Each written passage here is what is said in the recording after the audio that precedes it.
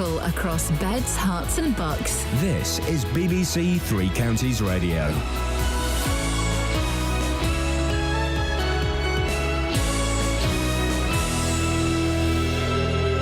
It's 6 o'clock. I'm Simon Oxley. The headlines: business leaders back the Tories. New Thames Valley Police Chief starts today, and major development plan for central Bedfordshire. BBC Three Counties Radio. Just over 100 senior executives from some of Britain's best-known companies have written an open letter praising Conservative economic policies. They warn that a change in course could threaten jobs and investment. Labour has dismissed the letter as nothing new. Here's the BBC's business editor, Carmel Ahmed. From the chief executive of BP to the man who runs the Prudential, more than 100 company leaders have directly backed what they describe as the Conservative-led government. In a letter to the Daily Telegraph, the business figures argue the present government has supported investment and job creation, and that what they describe as a change in course would put the recovery at risk. Ed Miliband, meanwhile, is promising stronger restrictions on zero-hours contracts if Labour wins the election. He says he'll give employees the right to a normal contract after 12 weeks. The new Chief Constable of Thames Valley Police, which covers Milton Keynes and Buckinghamshire, is backing what he calls local policing as he starts his first day in the job. Francis Hapgood has been Deputy Chief Constable since 2008 and says the force will maintain a focus on traditional crimes such as burglary, but he acknowledges there are financial pressures which have led to £58 million of savings in the last 4 years. A French magazine and a German newspaper say they've seen mobile phone footage taken inside the Germanwings aircraft last week, just minutes before it crashed. The French magistrate overseeing the investigation insists that no video has been found from the plane.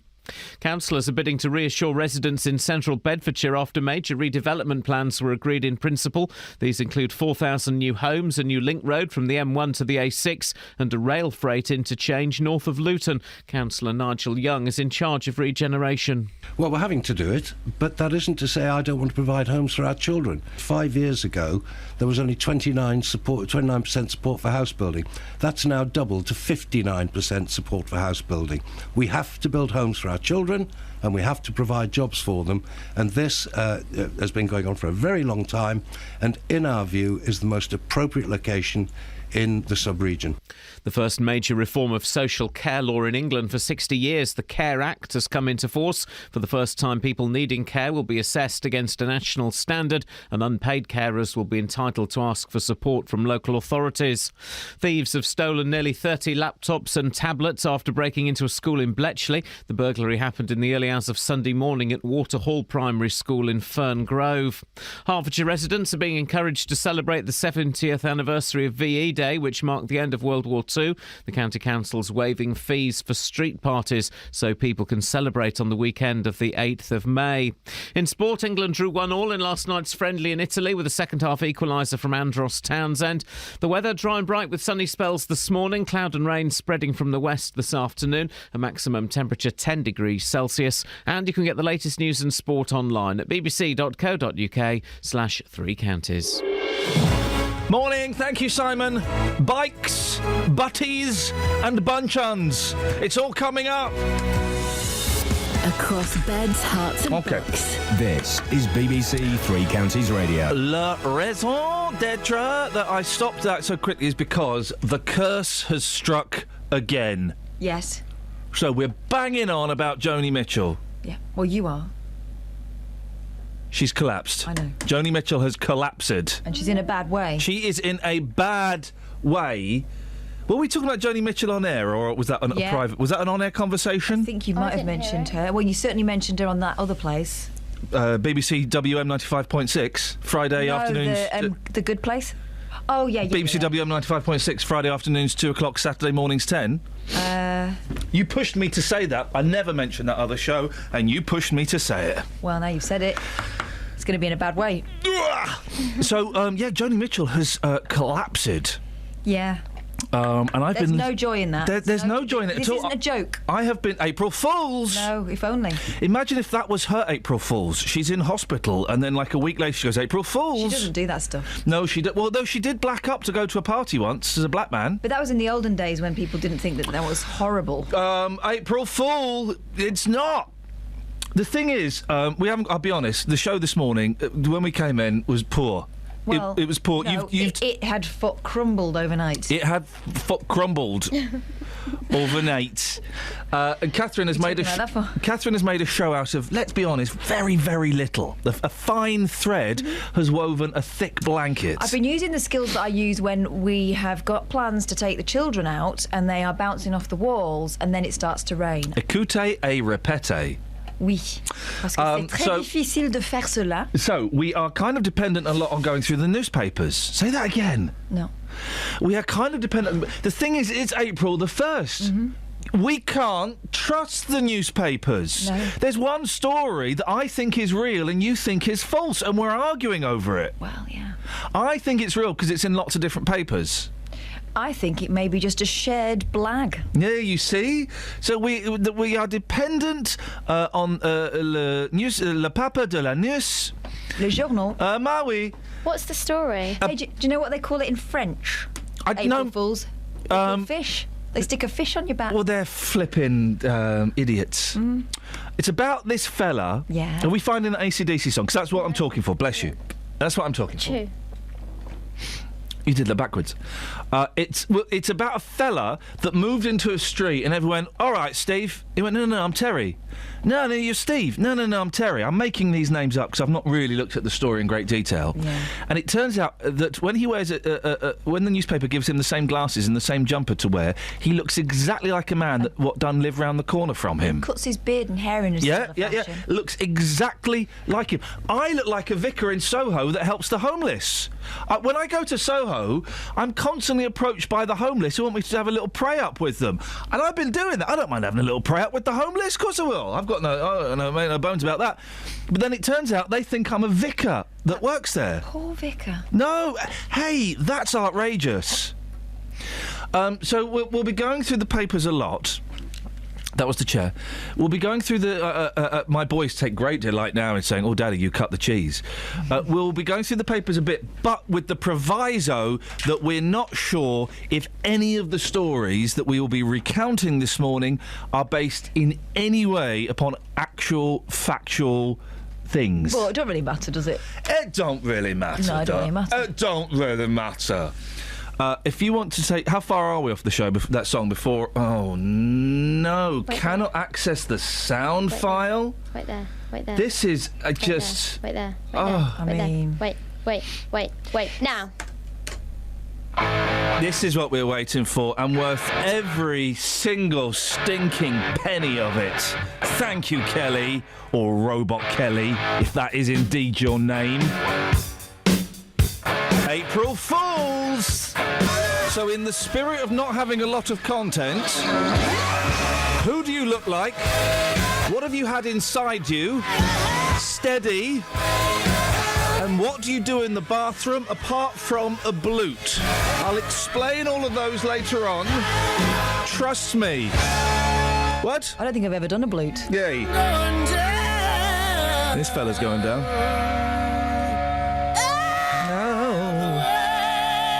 The most miserable man in rock. Not a sense of humour at all. What's his name? Brian Johnston. Miserable git.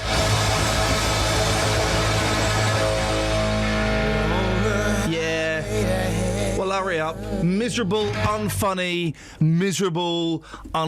man. But he sure can wail. Yeah, he can wail, but he's miserable. Another miserable person I worked on that job with. Oh, I'm scared to say his name.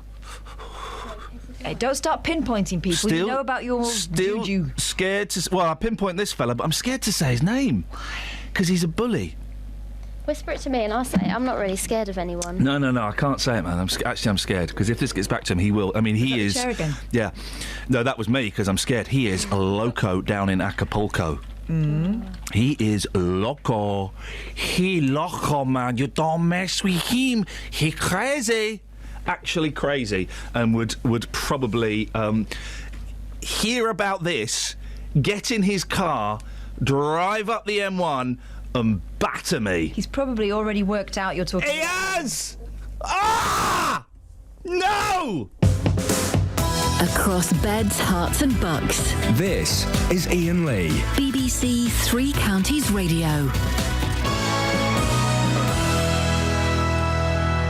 just told the team who that was. Now, last week we took loads of calls from people sick of groups of young and not so young men driving off-road bikes like idiots around their neighbourhoods. We had reports from Hitchin, Sandy and Dunstable, but the main hotspot was Houghton Regis. And that's where police promised Justin they'd send extra resources. Isn't that right, Justin? Well, it was, yes. We spoke to Inspector Gavin Hughes-Rowlands last Thursday. Of course, you were off sick with a cold. Well, it was a little bit more serious than a cold, mate. Okay, but you weren't feeling well. Okay, I was very, very ill, yeah. Okay, I gave you some vitamin tablets. Have you taken those, by the way? I have. They're in my car. I take one every day. So, Gavin Hughes-Rowlands came on the programme, and a number of callers came on your show as well last week saying they weren't happy with the police response to a problem which has been happening in Houghton Regis for years. Young lads driving around on their bikes with no helmets, no number plates. They were going off the road as well.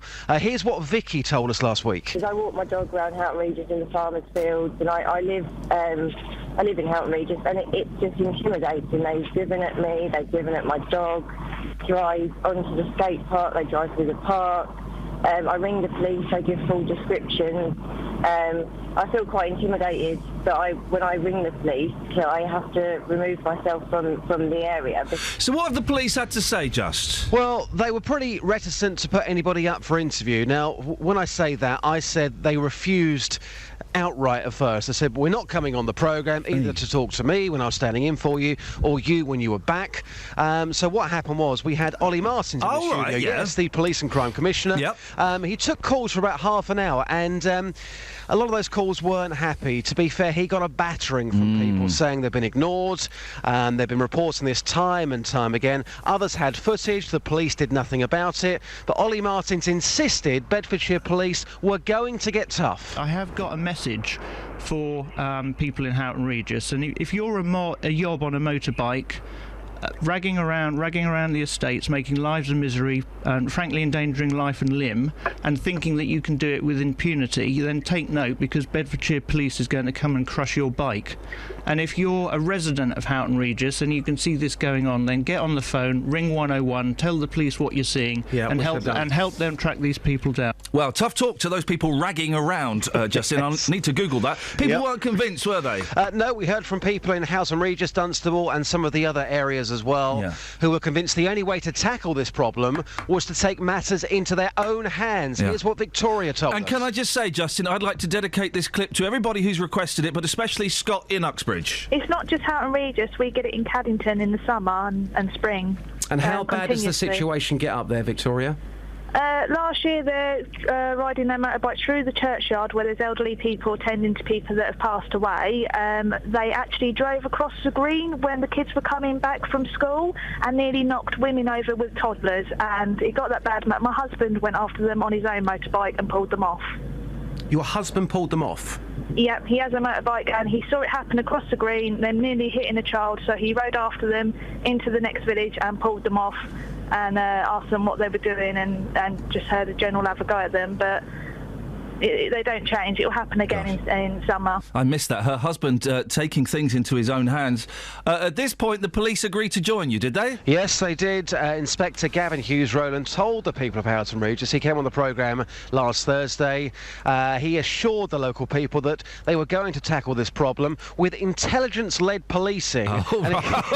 Some might say that's an oxymoron, but yes. And here's the big thing, that they've got 2 off-road police motorbikes. They said they were going to be sending those into Houghton Regis to sort this problem out. We believe they were due in Houghton over the weekend. So what's going to be happening is this morning, I'm going to be going back to Houghton Regis to see if anything has changed whatsoever. Fingers crossed, things have changed and changed for the better. Do give Dealey, thank you. 08459 455 555. Let's get the Trav. Travel news for beds, cards and bugs. BBC Three Counties Radio. It's looking quite quiet so far this morning in High Wycombe on Marlow Hill. That's all reopened again after the problems yesterday. There's some temporary traffic lights just by the leisure centre which could cause some delays there though. In Hemel Hempstead on the Link Road there's roadworks going on at the Pickuts Lane, and looking at the motorways the M1 is all moving fine through those roadworks on the the junction between the Kidneywood roundabout and the main carriageway, so if you're on the way to the airport, that might affect you. And on the M25, no reports any problems either. Checking the train departure boards, and the 6:35 train from Welwyn Garden City to London King's Cross is delayed by 10 minutes. Samantha Bruff, BBC Three Counties Radio. Yeah, that's it. 6:17. It is Wednesday, Pinch Punch, the first thereof, April. I'm Iain Lee. These are your headlines on BBC Three Counties Radio. Over 100 business leaders from some of Britain's best-known companies have written an open letter praising Conservative economic policies. The new Chief Constable of Thames Valley Police is backing what he calls local policing as he starts his first day in the job. And Hertfordshire residents are being encouraged to celebrate the 70th anniversary of VE Day next month, with the County Council waiving fees for street parties. BBC Three Counties Radio.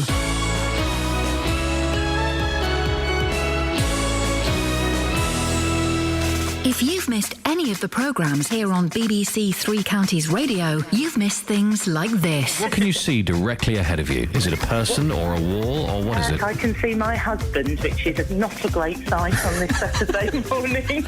But there is a way you can hear it all again. Leah said that your challenge is you've got to take a photograph of a male duck and a female duck. It's Ladies' Day as we play 2 hours of the finest female artists of... OK, I think we can stop that there. The male duck is more colourful than the lady duck. Let's put it in simple terms.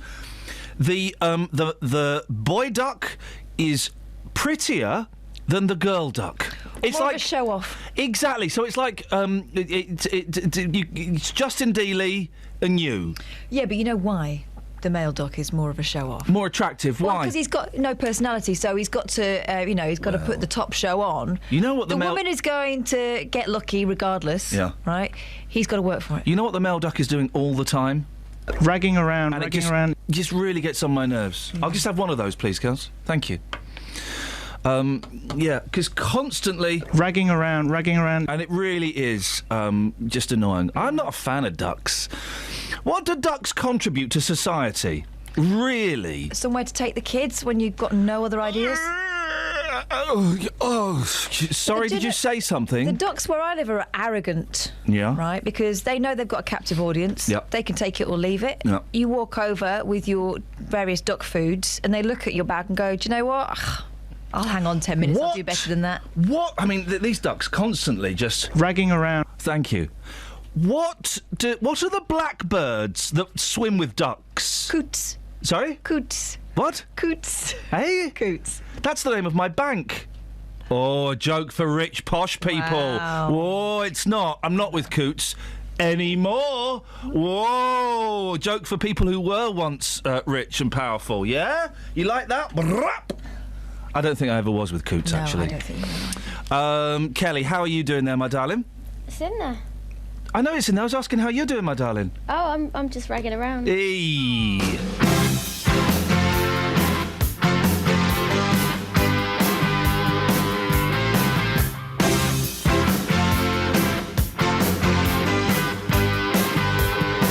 Well, she looked up peach in the dress she made when she was still a mama's little girl. And when she walked down the aisle, everybody smiled at her innocence and curls.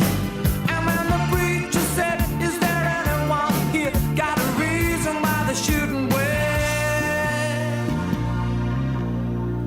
I should have stuck out my hand. I should have got up to stand.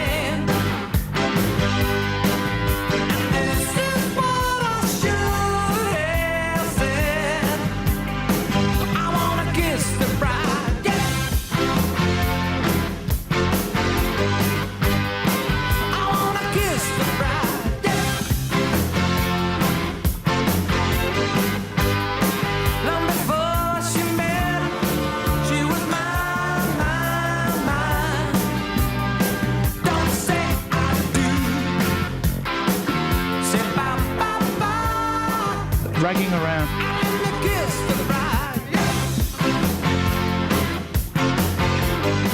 Ragging around. I wanna kiss the bride, yeah.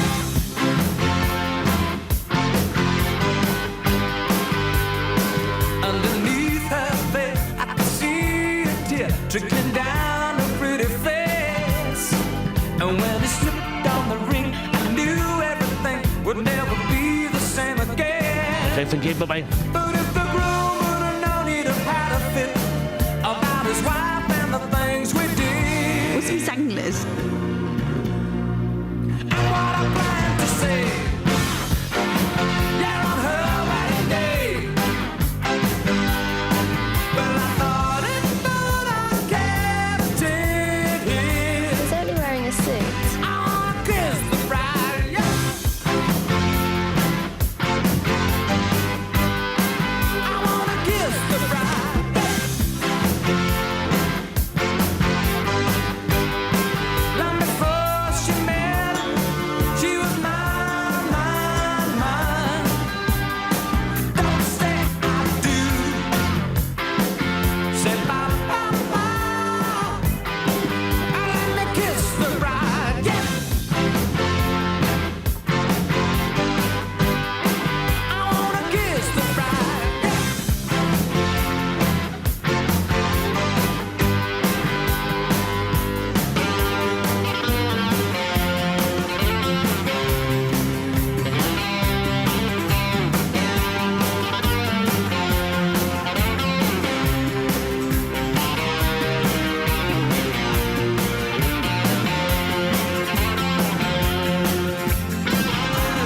Baby, baby, when I look at you, I get a warm feeling inside.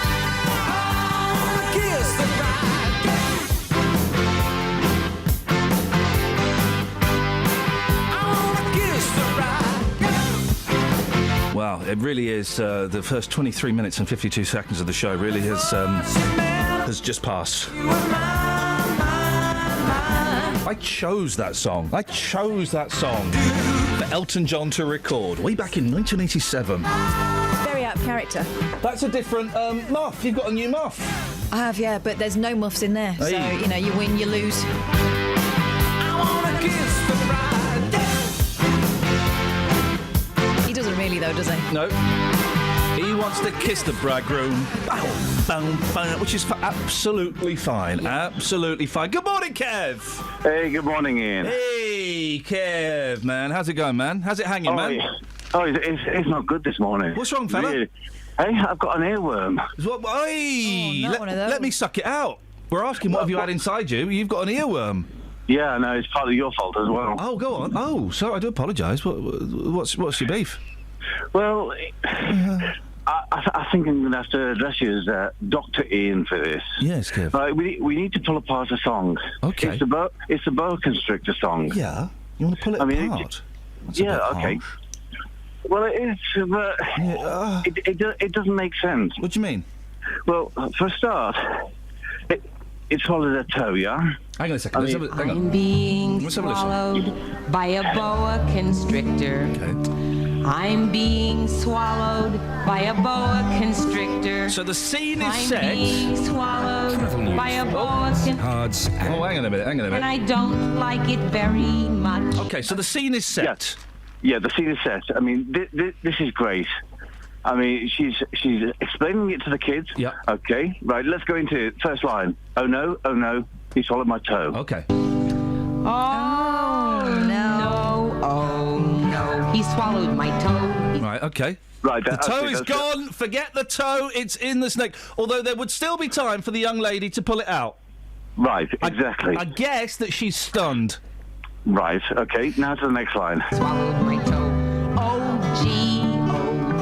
He's up to my knee. He's not wasting any time, this boa constrictor. He's No, he already isn't. gone from toe to knee. Quick, And it's getting smooth. a little bit faster. You can feel the tension in the air. Can't you just? Yeah. And Right, I would okay, imagine. next line. I imagine after this next line, the young lady, Mary, is stricken by fear. He's up to my knee. Oh, fiddle. He's reached my middle. Boom. Right, okay, this is where it starts getting confusing. Kev. How many legs did Mary have? 2. So why is he only up to one toe? How did he get the other toe? Well, no. You could say Take it as read. I mean, if he's swallowing 2 toes, you would say, "Oh, it's got my toe." Yeah, okay. What about up to the knee? Well, it's up to the knee part of her. Maybe there's 2 snakes. Although then it'd be called I'm being swallowed by boa constrictors. Right, okay, so there's a little bit of a dispute on this. Okay, next line. He's reached my neck. Oh heck, he's up to my neck. Where's your beef with Right, this is the one that really gets me, and I just can't work it out. Oh heck, he's up to my neck. Yeah. How the hell is she playing the guitar? That's not her playing the guitar, Kev. That's either Peter or indeed Paul. Or the boa constrictor. Oh, now Catherine really is taking this into the realms of fantasy. Well, he's got a tail. He's up to my neck. Oh, Dread, he's swallowed my... And she's dead. Yeah, but the guitar stops. Well, because Peter or Paul or the boa constrictor are so upset by what's going on that they go, oh no, Mary's been eaten. Nuts. Okay. We didn't hear about the nuts. I'm assuming they got eaten as well. We won't go into that. No. Anyway, I've got to feed the dog, feed the cat, and get into the car. So I will maybe speak to you later or next week. Thank you very much indeed. Well, Kev, thank you. You've left us not enough time to do this story. Oh well. Stuff happens, innit? We'll do it in a bit. Briefly. Do you want to do it quickly? Let's not read the script because it's no. But Okay. thank you, Kath, and thank you, Kelly. But briefly, 8th of May, big day, of course. Yeah. Not the election. VE Day. Is anyone bothered by VE Day? Exactly. Is the Should we be question. celebrating it? If you live in Hertfordshire County Council are waiving their usual fee for street parties. But I mean, the question we're asking this morning is no. Was anyone planning one in the first place? Is anyone... a very important day, of course, 70 years ago... Yeah. And I'm sure, some of the kids will be doing it at school, and that's brilliant. But a street party for VE Day? Really? I hate street parties. I think they're so chavvy and common and horrible. Well, that's the reason I quite like them, but I can't be bothered to make one. Oh, I just think... Is anyone going to have a street party for VE Day? Is anybody even going to raise a glass? 084... I'm not even going to give out the phone number. They don't call this early. Slackers. Travel news for beds, cards and bugs. BBC Three Counties Radio. On the M25 anti-clockwise, it's starting to build up between junction 20 for Kings Langley and 18 for Chorleywood. And in Bricketwood on the North Orbital Road, it's slow around the M25 junction 21A roundabout. But elsewhere, it's still quite quiet. In Ivor Heath on Church Road, there's roadworks at the turning for Thornbridge Road, so that might get busy later on. And it's looking fine so far in Milton Keynes through the roadworks on the A41 around the Kingston roundabout, but expect delays there later on. Samantha Bruff, BBC Three Counties Radio. Across beds, hearts and bugs. This is BBC Three Counties Radio.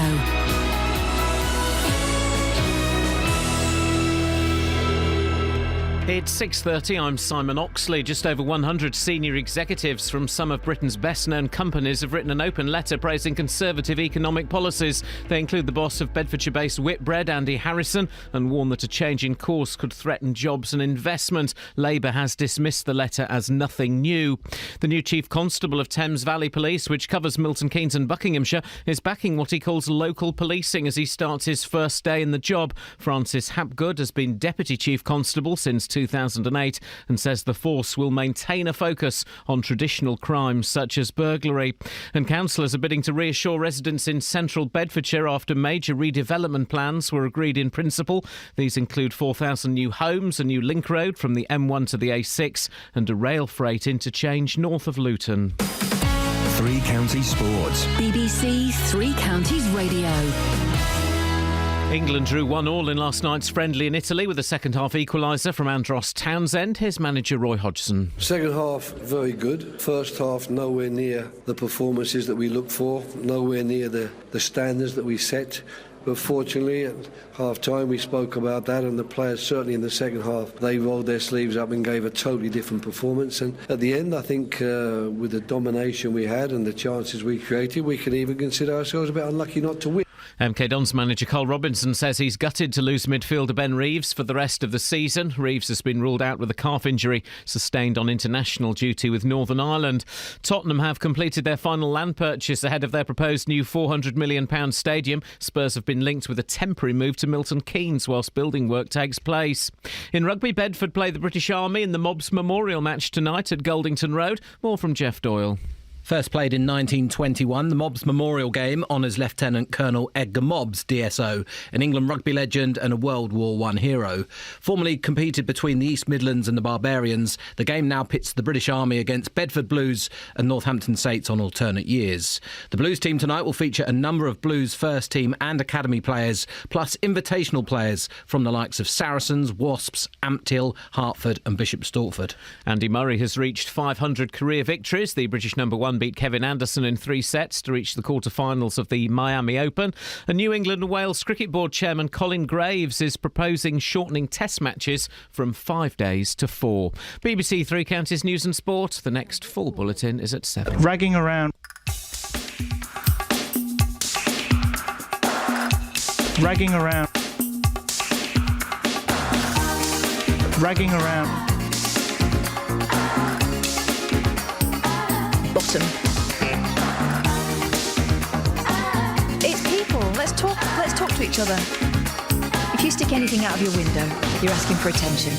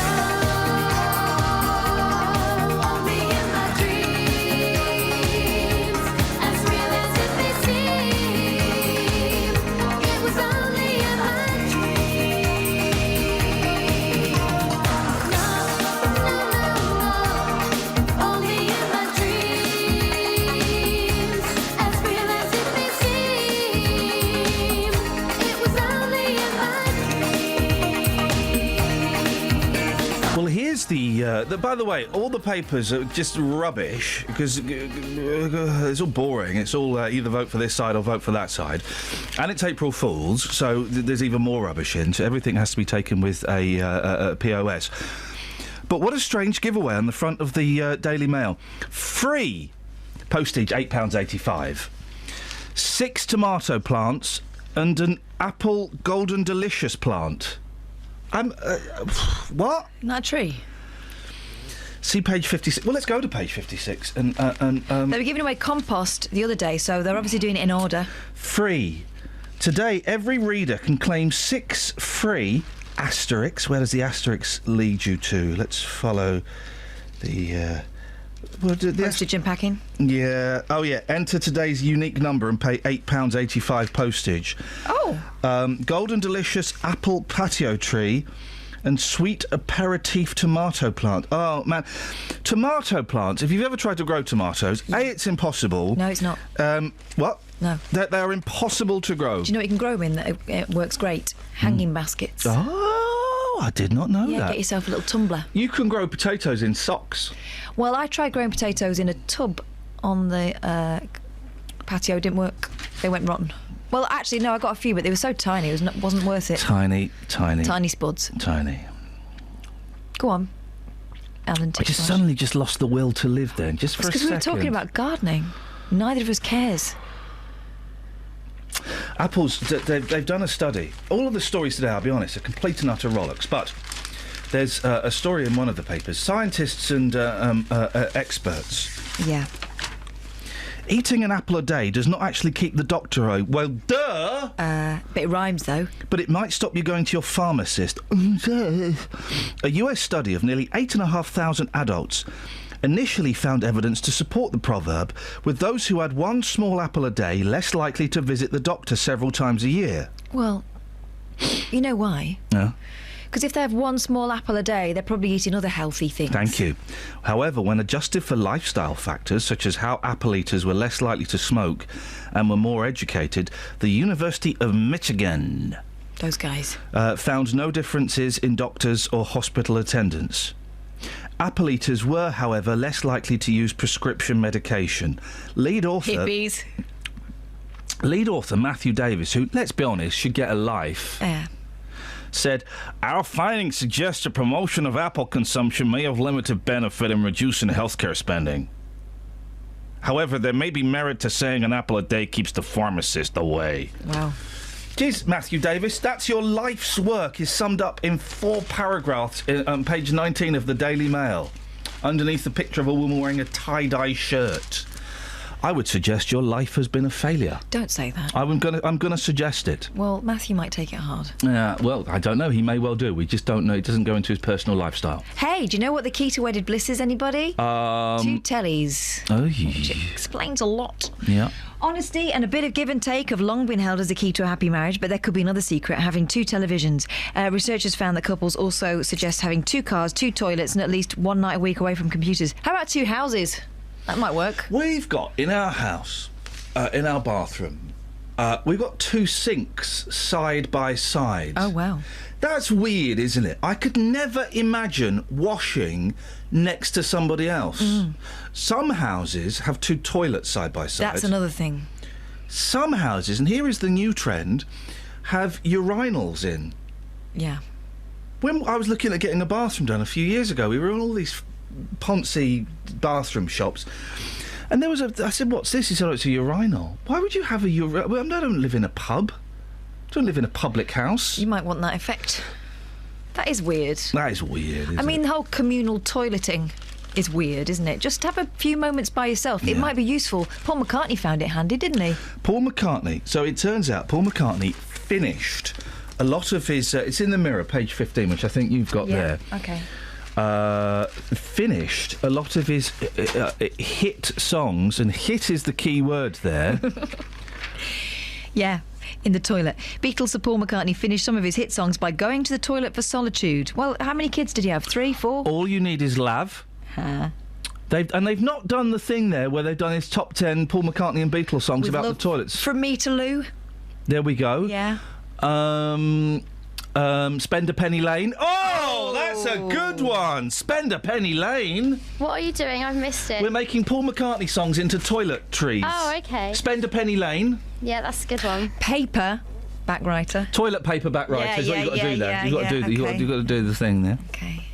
Paperback wiper. Paper backside wiper. There we go. Thank you. You see, that's better. Oh, this is a fun game, isn't it? The bog chorus. Okay, that's good. That's good. It's okay. Live and let poo. No. That's a good one. No. Live and let poo. The fireworks go off. Let it wee. Yay! She's got it. She's got it. She's got it. We're all thinking. Hey Pooh. There we go. She's got it. She's got it. That one that he's done recently, when we were... No, I'm not... No. When we were Pooh. But let's not talk about Pooh again, because we'll get more complaints from people who say we only ever talk about Do you know what? Pooh. Screw those losers. I don't care anymore. I've got one, but it's too... It's... Could you say it in my ear? Say it in my ear. Oh, you can't say that. It was a great pun on a hard day's night. Help. Brackets, I'm stuck in the toilet and I can't get out. Yeah. Close brackets. Yeah. Guys, I got it. Let me think of another one. Poos today? No.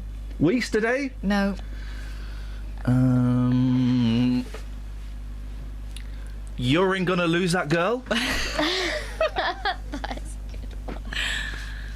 I mean, technically it's not, but thanks for saying it, Kelly.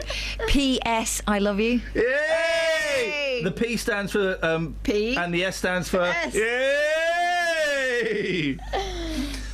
This is a really fun game. Obla wee, obla da. Yes! Oblada! Obla. It's a double one.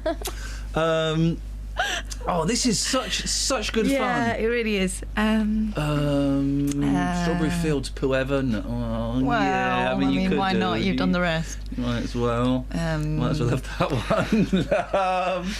Oh, by the way, if you want to play 81333, start your text 3CR or PCR. 3CR, actually, otherwise it won't get to us. Let's... maybe I'm amazed at what I've just left in the bowl. Guys, anything, guys? Go, what? Eleanor Rigby. There we go, she's got it.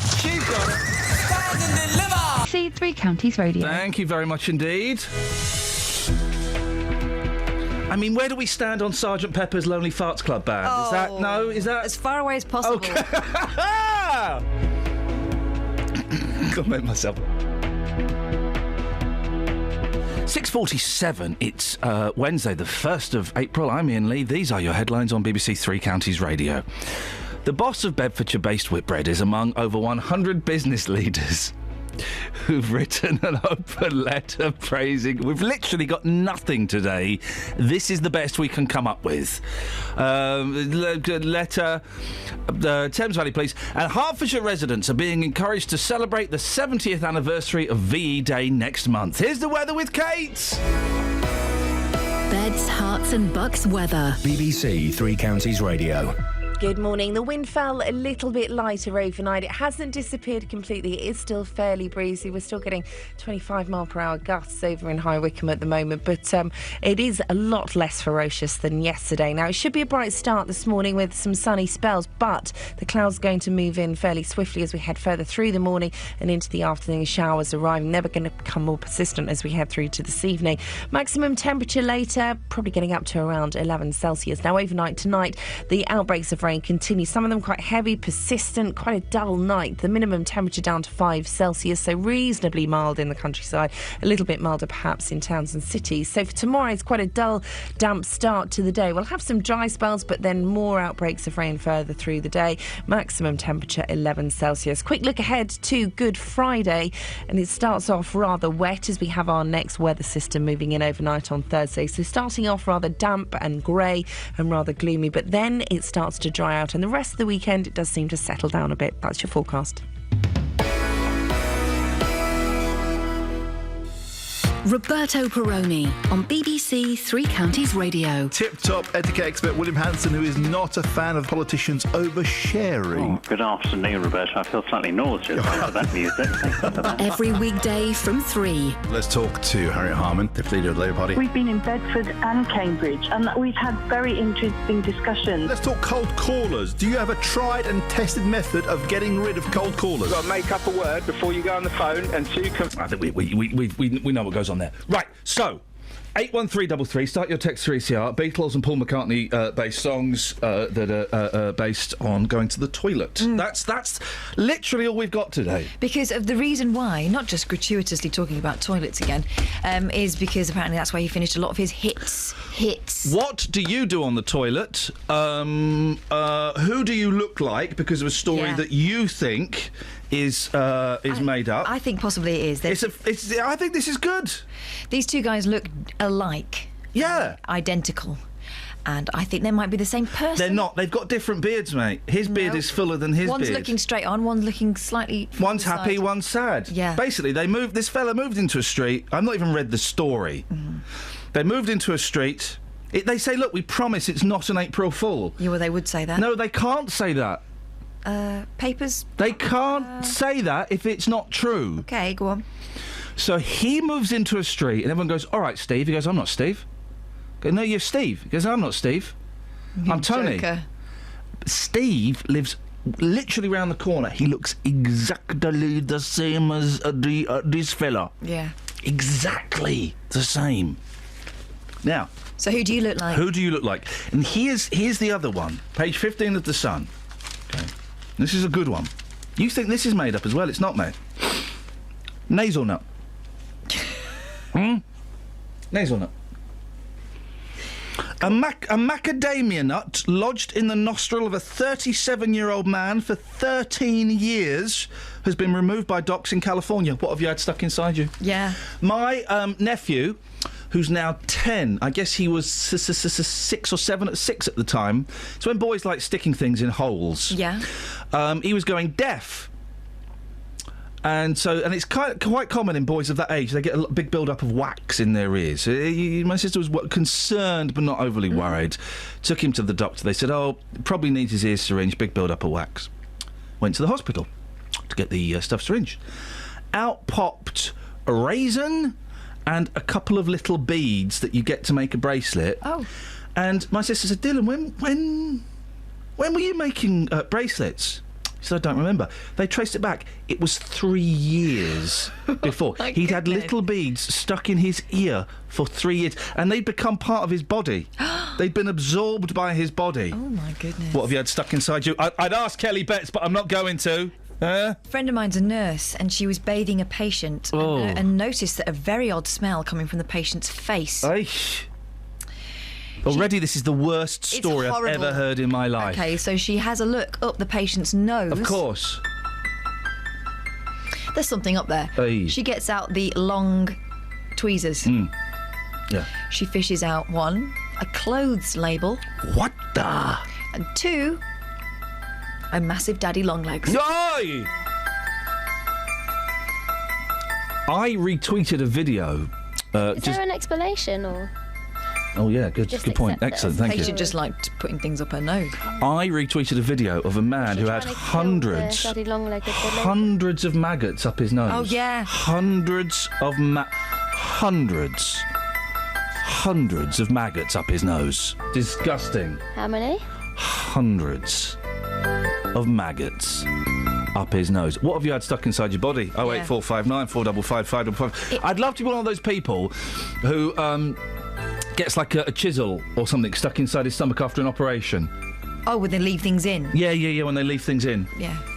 I'd love to be one of those guys. We could do that as a sub-clause to the phone-in. What if they left in? Well, no, it's the same thing. What have you had stuck inside your body? Or what if they left in? Well, it's the same... Well, no, it's the same thing. They didn't stick it in, they left it in. But it's stuck inside your body. 08459 455 555. Yep. Here's this one. What if you had stuck Jet of Wee Wee. Oh, no. Oh, the Weetles. Yeah, the Weetles. What have you stuck in your mouth? Another one. Again, let's just turn Kelly's microphone off. Some 47% of children aged 2 to 10 have eaten garden bugs, including caterpillars, but 71% refuse green veg, a survey has found. It's probably made up, I don't care. Yeah. Good day, Bumshine. Now, this is a gamble. Do I like this song or not? Let's see. Is this song about walking in Memphis? No, but it sounds a lot like it. I'm walking in sunshine. This bit. Making my way downtown. No, don't like that. Yeah. I like this.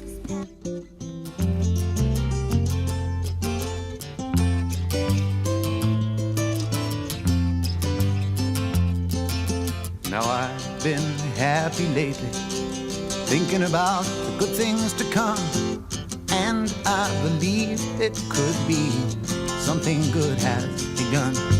Oh, I've been smiling lately, dreaming about the world as one, and I believe it it could be. Someday it's going to come. 'Cause out on the edge of darkness, there rides a peace train. Oh, peace train, take this country. Come take me home again.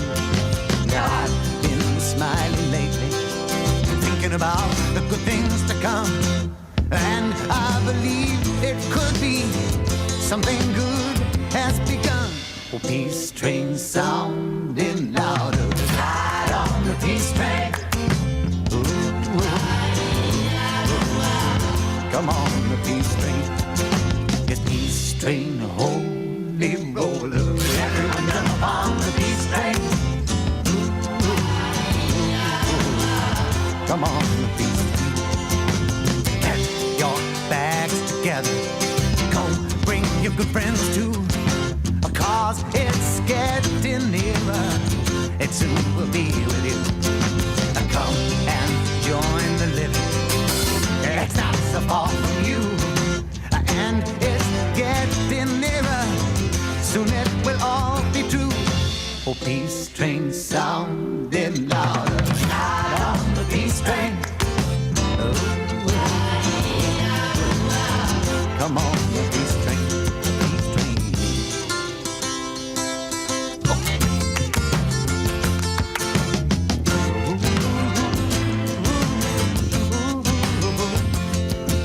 Now I've been crying lately, thinking about the world as it is. Why must we go on hating? Why can't we live in bliss?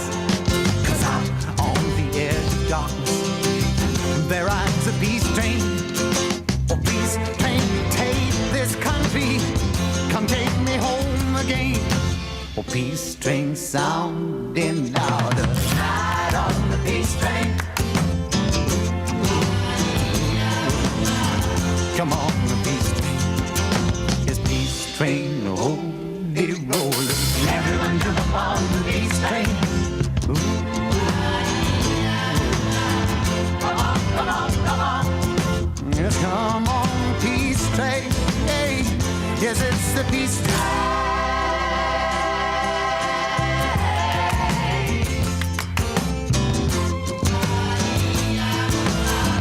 Come on, the peace train.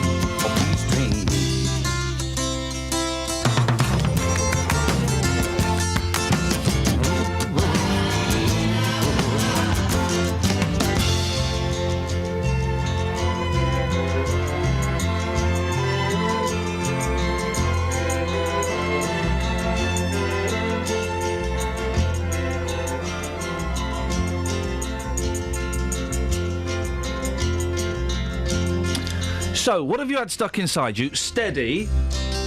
What have they left inside you? It's the same. I know, I think there's a bit more. Who do you look like? Yeah. And Paul McCartney and Beatles songs that have got connections to a lavatory. 08459 455 555. You can text 81333. Start your text 3CR. Oh, and remind you, lady, remind me, man, to tell them, boys and girls, about the shows we're doing on Friday and Monday. But later. Travel news for beds, cards and bugs. BBC Three Counties Radio.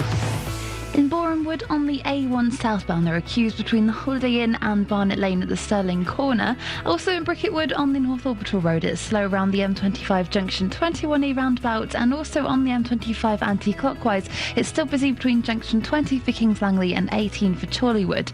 A bit further afield on the A1M northbound, there are delays between junction 16 for Yaxley and 17 for the Fletton Parkway because of lorries that come off the road there. And looking at the train departure boards, there are no reports of any problems at the moment. Samantha Bruff, BBC Three Counties Radio.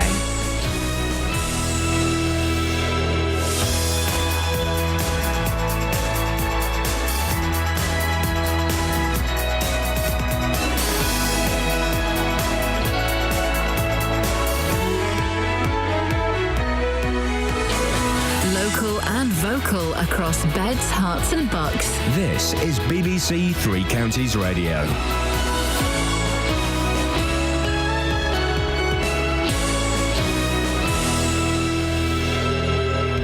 It It's 7 o'clock. I'm Simon Oxley. The headlines: top Bedfordshire business leader backing the Tories. New Thames Valley Police Chief starts today, and major redevelopment agreed north of Luton. BBC Three Counties Radio. The boss of Bedfordshire-based Whitbread is among over 100 top executives who've written an open letter praising Conservative economic policies. They warn that a change in course could threaten jobs and investment. Labour has dismissed the letter as nothing new. Here's the BBC's business editor, Kamal Ahmed. From the chief executive of BP to the man who runs the Prudential, more than 100 company leaders have directly backed what they describe as the Conservative-led government. In a letter to the Daily Telegraph, the business figures argue the present government has supported investment and job creation, and that what they describe as a change in course would put the recovery at risk. Ed Miliband, meanwhile, is promising stronger restrictions on zero-hours contracts if Labour wins the election. He says he'll give employees the right to a normal contract after 12 weeks. The new Chief Constable of Thames Valley Police, which covers Milton Keynes and Buckinghamshire, is backing what he calls local policing as he starts his first day in the job. Francis Habgood has been Deputy Chief Constable since 2008 and says the force will maintain a focus on traditional crimes such as burglary, but he acknowledges there are financial pressures which have led to £58 million of savings in the last 4 years.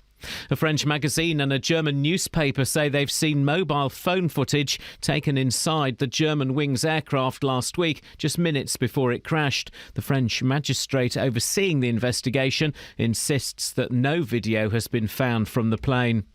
Councillors are bidding to reassure residents in central Bedfordshire after major redevelopment plans were agreed in principle. These include 4,000 new homes, a new link road from the M1 to the A6 and a rail freight interchange north of Luton. Councillor Nigel Young is in charge of regeneration. Well, we're having to do it, but that isn't to say I don't want to provide homes for our children. 5 years ago, there was only 29% support for house building. That's now doubled to 59% support for house building.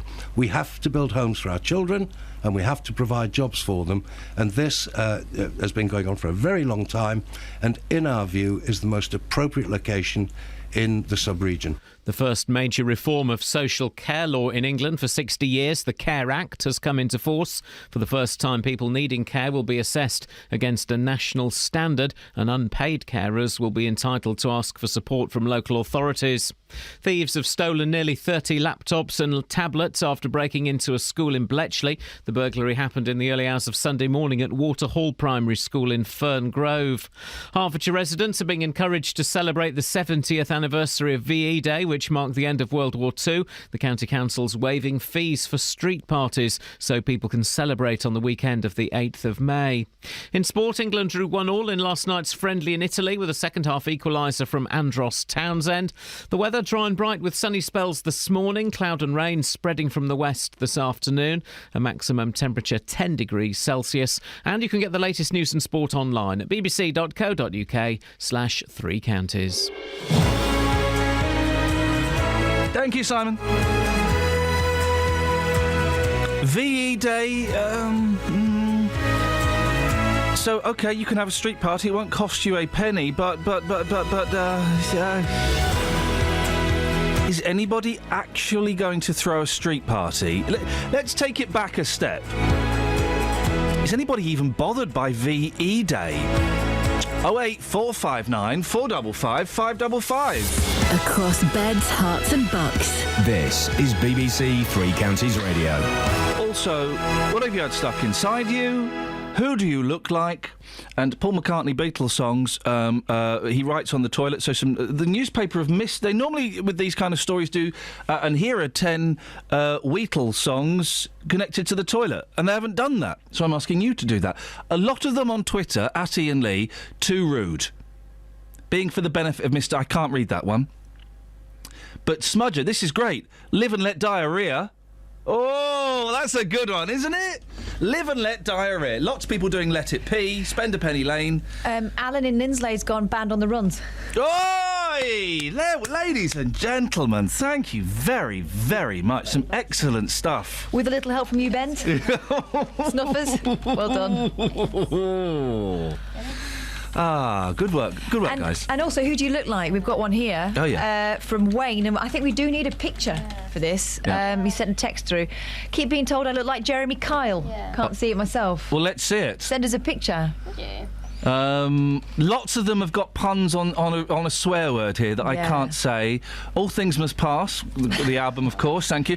Happiness is a Warm Seat, Norwegian Wood, the Bog Chorus, Hey Pood, Pussy in the Sky with Diarrheamans. What? No. I wish I can't read that one, I can't read that one, and I can't read that one. I wish I hadn't tweeted it.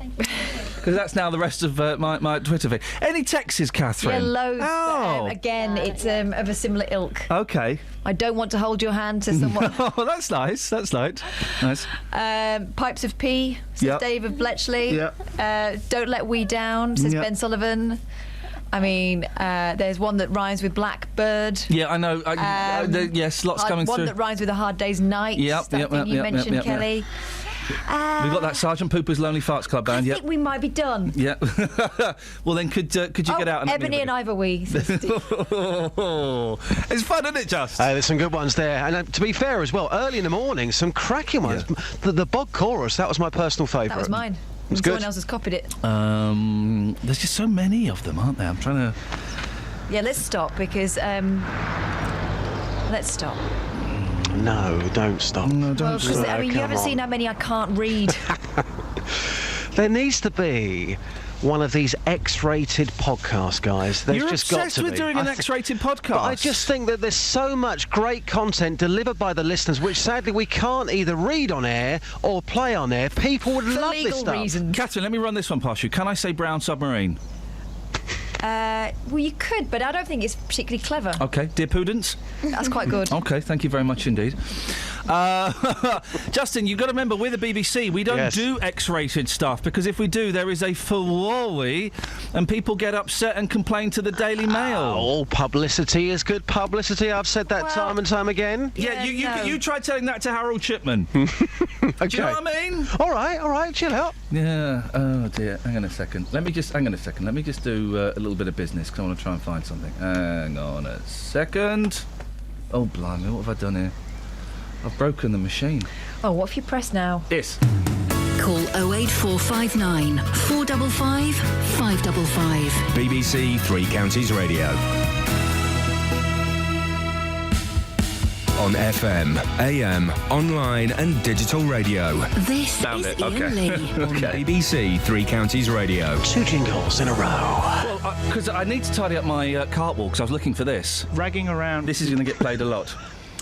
What does that even mean? Seriously. Ragging around. Ragging is a very, very old-fashioned, posh phrase, and which basically means being a little bit naughty. Well, do you know Ragging what around. I love that last week. Ollie Martins, when he came into the studio, he started reading this script, and he was being very, very precise with it, and then suddenly the word ragging came out. Yeah.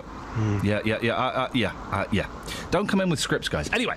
Ollie's not here, so let's just leave him to... Ragging around. Thank you. Now, we spent a good part of last week talking about groups of young men who were taking their bikes off-road onto paths, parks, weaving in and out of pedestrians, and basically behaving like right little so-and-sos in Houghton Regis, Dunstable, and apparently just even along the Luton busway, the Dunstable busway. I know, we heard some shocking stories. You, of course, as well, last week, before you had a couple of days off ill. Very, very ill. You were a very poorly guy. Poorly.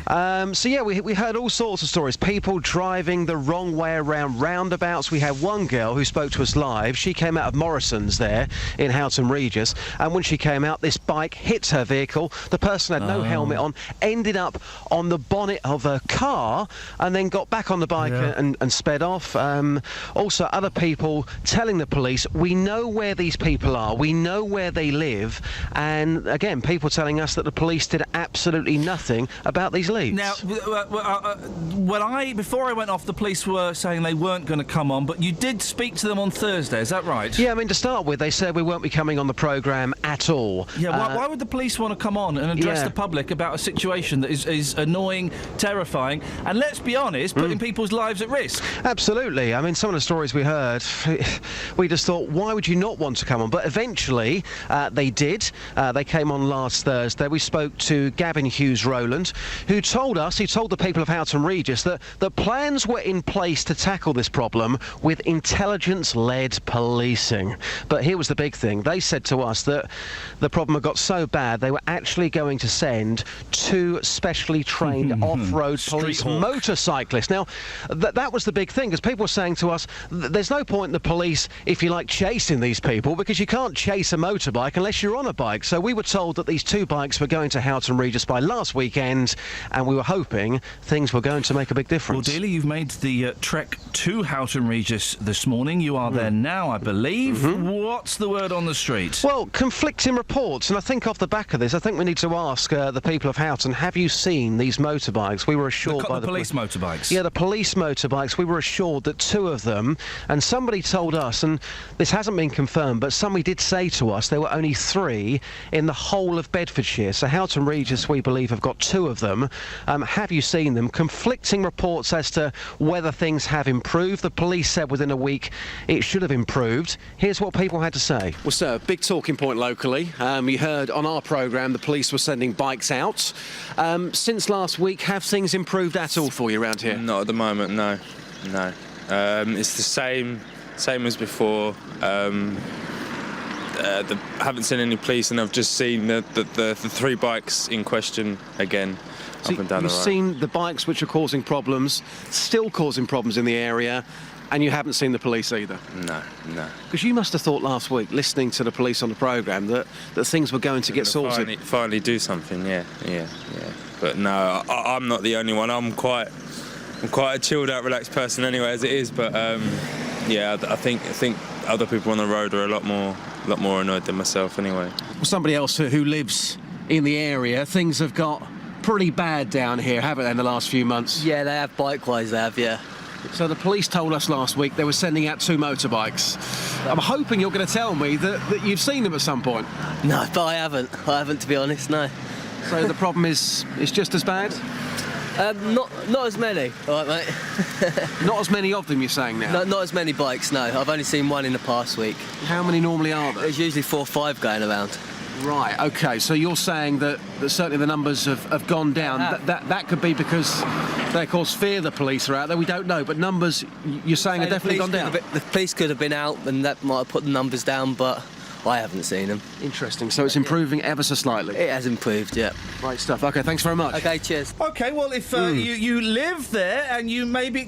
listen, if you didn't see a bike, then you're going to think that they're not doing anything, but it doesn't necessarily mean that they weren't out there, does it? So if you did see one, 08459 455 555. And that's the thing, 2 conflicting reports. One person saying nothing's changed at all, somebody saying the numbers are down, but what we need to know is, are the police sticking to their word? Hopefully somebody's going to come on today and say, yep, I've seen the motorbikes, and of course the message was simple. We are going to solve this problem. We are going to catch these people on these bikes. We are going to crush their bikes. Have you seen the police bikes in Houghton Regis in the last week or so? Justin, thank you very much. We'll speak to you a bit later on. Thank you, boss. Cheers, my dears. Ta-ta. The more sex you have, the more likely you'll have a boy, says Professor Dave... Now, is this made up? Professor David Spiegelhalter. It's a 2-page spread. Sex in Britain 2015. Wow, is it actually happening in 2015? Gosh.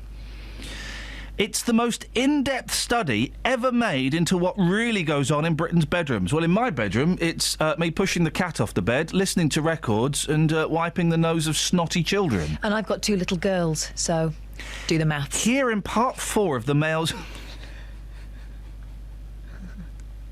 I've got 2 boys, and I can tell you that headline is wrong. In part 4 of the Mail's fascinating series, a Cambridge professor, that's Professor David Spiegelhalter. To be a professor, though, it's not like being a doctor where you... Spiegelhalter means mirror holder, doesn't it? Yeah, why not? To be a professor, you just have to be a lecturer to university, don't you? You don't like study a doctorate and then you become a doctor. You don't study a professorate and then become a professor. I think you do have to do something. No, I don't think you do, because I've worked with people who are professors, and they're just people. They're just that was my stomach. They're just people like you and me. Well, no, not quite. A Cambridge professor explores whether fertility really falls off a cliff once a woman reaches 35, how likely is your contraception will fail, and why more boys are born than girls. What if you don't want a baby? Well, put something on the end of it, isn't it? It's always more likely to be a boy. The figures speak for themselves. There are more boys born compared with the girls. Isn't that because of oestrogen in fish? No, the other one. It's because of the pill, isn't it? Isn't it because of the women taking the pill and then peeing, and then that urine gets into the water chain, and then it gets into fish, and then we eat fish, and that's why there's more testosterone around. It may be that there's an evolution thing going on because, you know, more women are having babies by different men. Could sneezing stop a pregnancy? No. That's the chair. I sneeze a lot. I got pregnant twice. I mean, again, maths. When are you sneezing, though, I guess? If it's in someone's face, then, yeah, maybe we'll never get to that point. And it depends what you're sneezing. 08459 455 555. Travel news for beds, cards and bugs. BBC Three Counties Radio. On the M25 anti-clockwise, there's been an accident at junction 16 for the M40. It's on the hard shoulder now, so all the lanes are open, but it is causing some delays through there. On the M1 towards London, there it's looking very slow between junction 9 for Redbourne and the A5. And in Mill Hill on Watford Way, that's looking very busy southbound from the Apex corner towards Mill Hill Circus. Elsewhere in Milton Keynes, it's not looking too busy on the speed sensors at the moment. There's roadworks at the Kingston roundabout, so expect delays because of those. And on the train departure boards, there are no major delays showing up at the moment. Samantha Bruff, BBC Three Counties Radio. Thank you, Sammy. 7:16. It's Wednesday, the 1st of April. I'm Iain Lee. These are your headlines on BBC Three Counties Radio. The boss of Bedfordshire-based Whitbread is among over 100 business leaders who've written an open letter praising Conservative economic policies. The new Chief Constable of Thames Valley Police is backing what he calls local policing as he starts his first day in the job. And Hertfordshire residents are being encouraged to celebrate the 70th anniversary of VE Day next month, with the County Council waiving fees for street parties. BBC Three Counties Radio.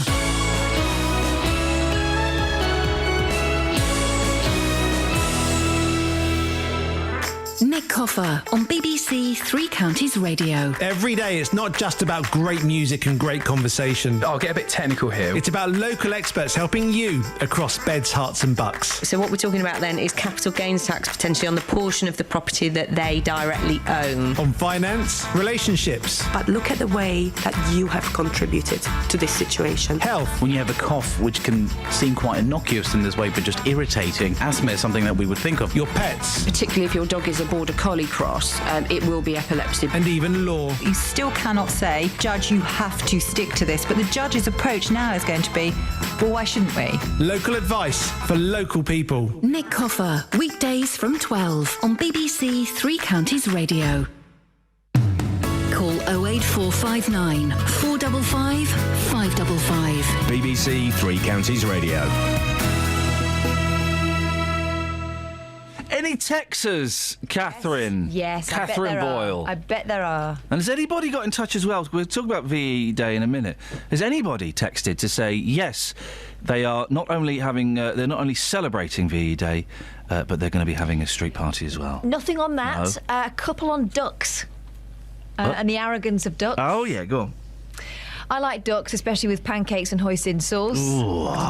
Says Matt. I do as... I mean, ducks give me indigestion, but they're so tasty. Really tasty. Oh, they're so tasty. If you're not put off by the greyness... Yeah. I mean, they do look like... When you get them from the takeaway, they do look like they've been run over. It's great. Well, it's grey and chewy, but it's really... delish. It's just so delicious. And that hoisin sauce. What is in hoisin sauce?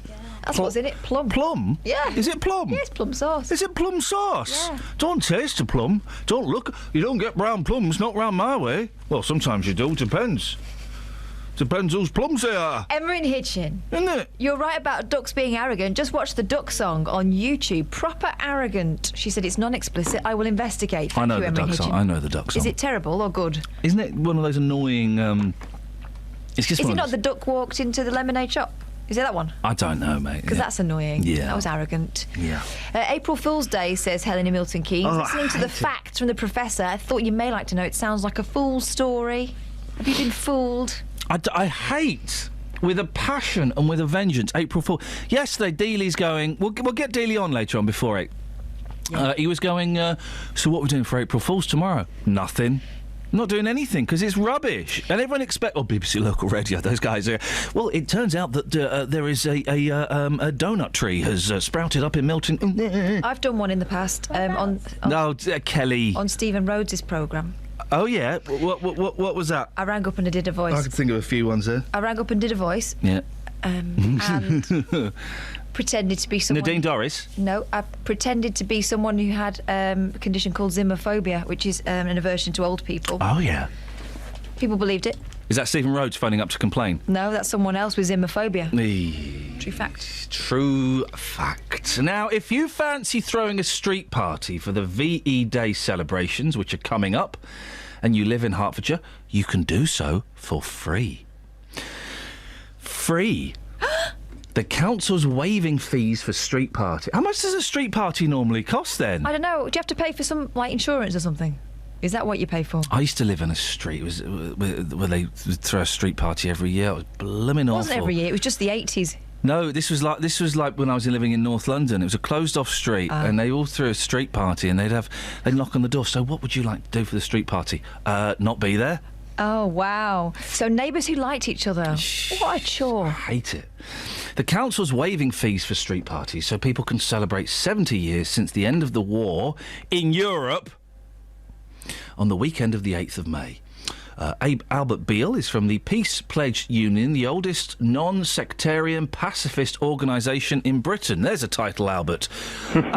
Celebrating VE Day. What are your thoughts on it? Well, I really think that people spend a lot of time looking back on war at the moment, and the government and the military like to encourage that, but for very unpleasant reasons, as far as I'm concerned. And I really do think when we look back at war, it shouldn't be in a very celebratory way. I mean, even if we're looking back at the end of a particular phase of fighting, we need to sit in historical context. We must be aware that wasn't the end of the war in Europe. There was much more fighting in Europe and in many other parts of the world. Wars have been going on right through and still are to this day. And it seems to me, looking at it from a pacifist point of view, that if we are looking at warfare, and it's good that people do stop to think about it, we should do so in a way that recognises that warfare is just an outmoded way of trying to solve the world's problems. The fact that, the human race in the 21st century still thinks that the way to solve problems and difficulties is by mass slaughter. We really should, as a species, have grown out of that by now. But we haven't, though, and it's well, yeah. But you go and tell that to IS. It's a nice idea, but it's never going to happen, is it? Well, it's going to happen if enough people want to make it happen. If we have a military and a government in this country which, at every excuse, start waving the flag and saying, "Oh, well, the army, aren't they great?" Well, of course, all it does is perpetuate the mentality which makes people think that killing one another is the way to solve problems. We have to get beyond that. I'm trying to work out how you suggest we get beyond that. Well, one way we get beyond it is by enough people thinking and saying we should get beyond it. I mean, as with most changes in culture, I mean, just think 150 years ago or 200 years ago, if people said, "Oh, slavery, that's an outmoded thing, humanity should have moved beyond that," people would say, "Oh, don't be silly, we'll never get away from it," until a critical mass of people say something different, and it's the same with other things. Well, when do you think we're going to get away from slavery? Well, indeed, we haven't as yet, but we've got to a situation where it's just more underground and it's more white people, and there's a lot less of it. And it is, when it does surface, it's seen as a bad thing. At the moment, the military is still seen as a good thing. One of the most dreadful things about what the government is doing around VE Day is the fact that the way they're pushing out stuff to schools. I mean, the environment department, the education department's putting out stuff to schools. I mean, there is a great deal of, if you like, militarisation within education at the moment. The sort of propaganda going out to schools from the government is increasing the idea of going, "Rah, rah, aren't the military lovely?" And that's exactly the sort of reason why we can't get beyond it, because we're inculcating kids with ideas of militarism. violence. It's pretty hard to argue that World War II, what our role in World War II, it wasn't a just war. I think it's pretty hard to argue that the British role in World War II actually solved problems. I mean, you know, look, people look back on the Second World War and say, oh, well, you know, we needed to get rid of fascism and racism and anti-Semitism. Those things all still exist in the world. Well, we needed to stop Hitler slaughtering Jews and gypsies and gays, didn't we? That was never the reason why Britain was involved in the war. Lovely little side project, though, wasn't it? Look, when Britain got involved in the war, there was no issue of trying to stop what Hitler was doing with Jews, for instance, and indeed going to war didn't stop Hitler massacring Jews. No, but it was... Millions of Jews were killed despite the fact we went to war. But ultimately it did stop him slaughtering Jews, didn't it? He had pretty much slaughtered most of the Jews that were alive at that time to slaughter. I mean, if you want to go back in history, if you want to go back in history and say, how should we deal with people like Hitler, why not go back just a little bit further and look how in the 1930s the British industrialists were arming Hitler when he first came to power. Yeah, I know, but we have a history of arming the people who are our friends, and then they turn out to be the bad guys. But are you saying that that World War II wasn't a just war? I'm saying there were far better ways of dealing with people like Hitler and history. For example? Look back at the ways in which dictatorships have ended in the world. We should have just let Hitler come and take over our country and carry on slaughtering people. No. Then what else do you suggest we would have done, Albert? I suggest we should have resisted Hitler by other and more imaginative means than by mass false arms. Look what happened in Eastern Europe after the Second World War. Did we go in and send tanks and armies and planes in order to get rid of oppressive regimes? No, they were overturned from inside by the sort of people power. So what should we have done? So what should we have done to have stopped Hitler taking over our country? And what should we have done? I'm confused. What we should have done was, before the Second World War, we should have supported the resistance to Hitler rather than supporting Hitler. But the Second World War had started, so what should we have done once that war had started? When you say the Second World War had started, until Britain got involved with it, then as far as Britain was concerned, the Second World War So we should have just let him carrying on taking over Europe and then invading us? There are literally hundreds of ways of... Well, give me an example, Albert, because I keep asking and you've not. You can use all sorts of demonstrations and sabotage. You can blow up factories when there's nobody in them, that people can destroy weapons without having to hurt people in the process. That wouldn't have stopped World War II. That wouldn't have stopped Hitler, would it, Albert? If it had happened beforehand in Germany and Britain had supported...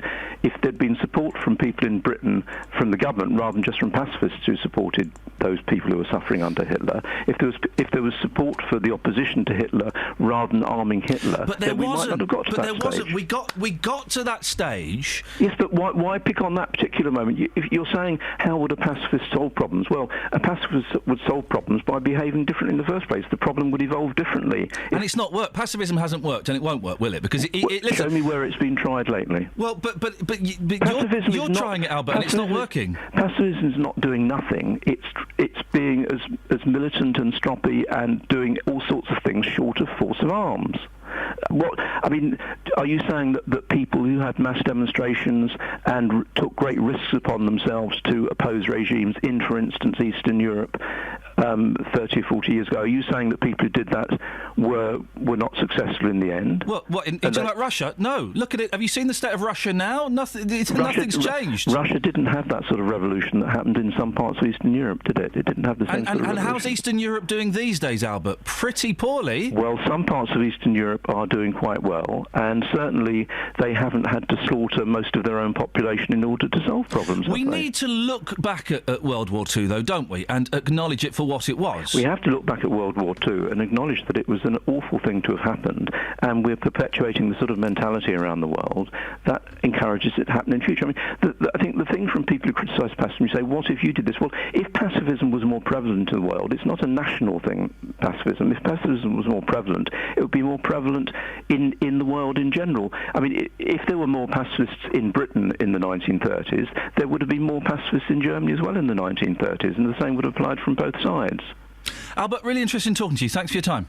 Okay. Thank you very much indeed. Albert, Bill, from the Peace Pledge Union. I kind of consider myself a pacifist.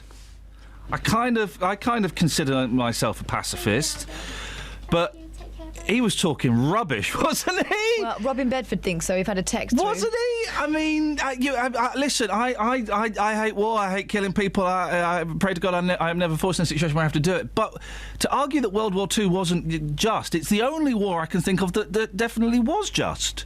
Go on, what did Rob say? Rob said, I'm pretty sure that more than a critical mass of people don't want to be murdered by Islamist nut jobs, but that doesn't seem to stop them, says Robin Bedford.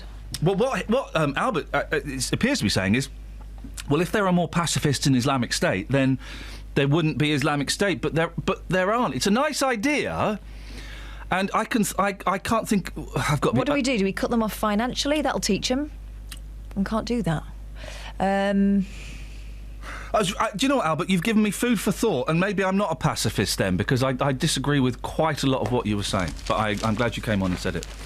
08459 455 555. Travel news for beds, cards and bugs. BBC Three Counties Radio. On the M25 anti-clockwise, there are queues between junction 17 for Maple Cross and 16 for the M40 because of an accident earlier, and it's looking slow on the M1 towards London around junction 9 for Redbourne. In Harpenden on Luton Road, the drainage works causing slight delays at Townsend Lane, and in Luton on Pondwicks Road, that's closed for roadworks at Crawley Green Road, but the rest of Luton isn't seeming to be affected by it at the moment, looking at the speed sensors. On the trains, the 7:50 service from Milton Keynes Central to Manchester Piccadilly is delayed. Samantha Bruff, BBC Three Counties Radio. Across beds, hearts and bugs. This is BBC Three Counties Radio.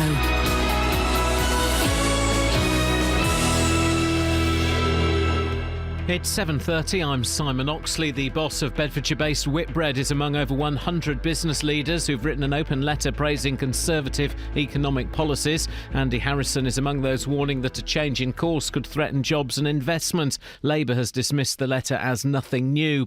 The new Chief Constable of Thames Valley Police is backing what he calls local policing in Milton Keynes and Buckinghamshire as he starts his first day in the job. And Hertfordshire residents are being encouraged to celebrate the 70th anniversary of VE Day next month, with the County Council waiving fees for street parties. Three Counties Sports. BBC Three Counties Radio. A 1-1 draw for England in last night's friendly in Italy, courtesy of a second-half equaliser. Townsend takes it on, shoots right-footed, and hits a brilliant goal into the back of the Italian net. Andros Townsend caught that beautifully with his right foot from the edge of the area. Buffon didn't have a chance. I think he's one of the best keepers ever played the game, so to score past him with your weaker foot is no mean feat. So yeah, I'm delighted, and I think we're pleased with the draw, but I think having got the equaliser, we could have gone on and won it on another day, but I think it's a positive draw. MK Dons manager Carl Robinson says he's gutted to lose midfielder Ben Reeves for the rest of the season. Reeves has been ruled out with a calf injury sustained on international duty with Northern Ireland. Tottenham have completed their final land purchase ahead of their proposed new £400 million stadium. Spurs have been linked with a temporary move to Milton Keynes whilst building work takes place. In rugby, Bedford play the British Army in the Mobs Memorial match tonight at Goldington Road. More from Jeff Doyle. First played in 1921, the Mobs Memorial Game honours Lieutenant Colonel Edgar Mobbs, DSO, an England rugby legend and a World War I hero. Formerly competed between the East Midlands and the Barbarians, the game now pits the British Army against Bedford Blues and Northampton Saints on alternate years. The Blues team tonight will feature a number of Blues first team and academy players, plus invitational players from the likes of Saracens, Wasps, Ampthill, Hertford and Bishop Stortford. Andy Murray has reached 500 career victories. The British number one beat Kevin Anderson in 3 sets to reach the quarter-finals of the Miami Open. And the New England and Wales Cricket Board chairman Colin Graves is proposing shortening test matches from 5 days to 4. BBC Three Counties News and Sport. The next full bulletin is at 8. Call 08459 455 555. BBC Three Counties Radio. So, Paul McCartney songs based on the toilet. They've all got very vulgar on Twitter now. I mean, like proper rude. I'm appalled and astounded that Twitter would yield such filth. I am the anus. What? Come on, guys. I can't say that on the radio. Well, Janet's going to be furious. Why? Well, she sent us a text and she hadn't heard that, and she will have heard that now, and so we'll get another one. But she says, I lost 3 uncles in the war. According to that Albert, they died in vain. Insulting. Oh. It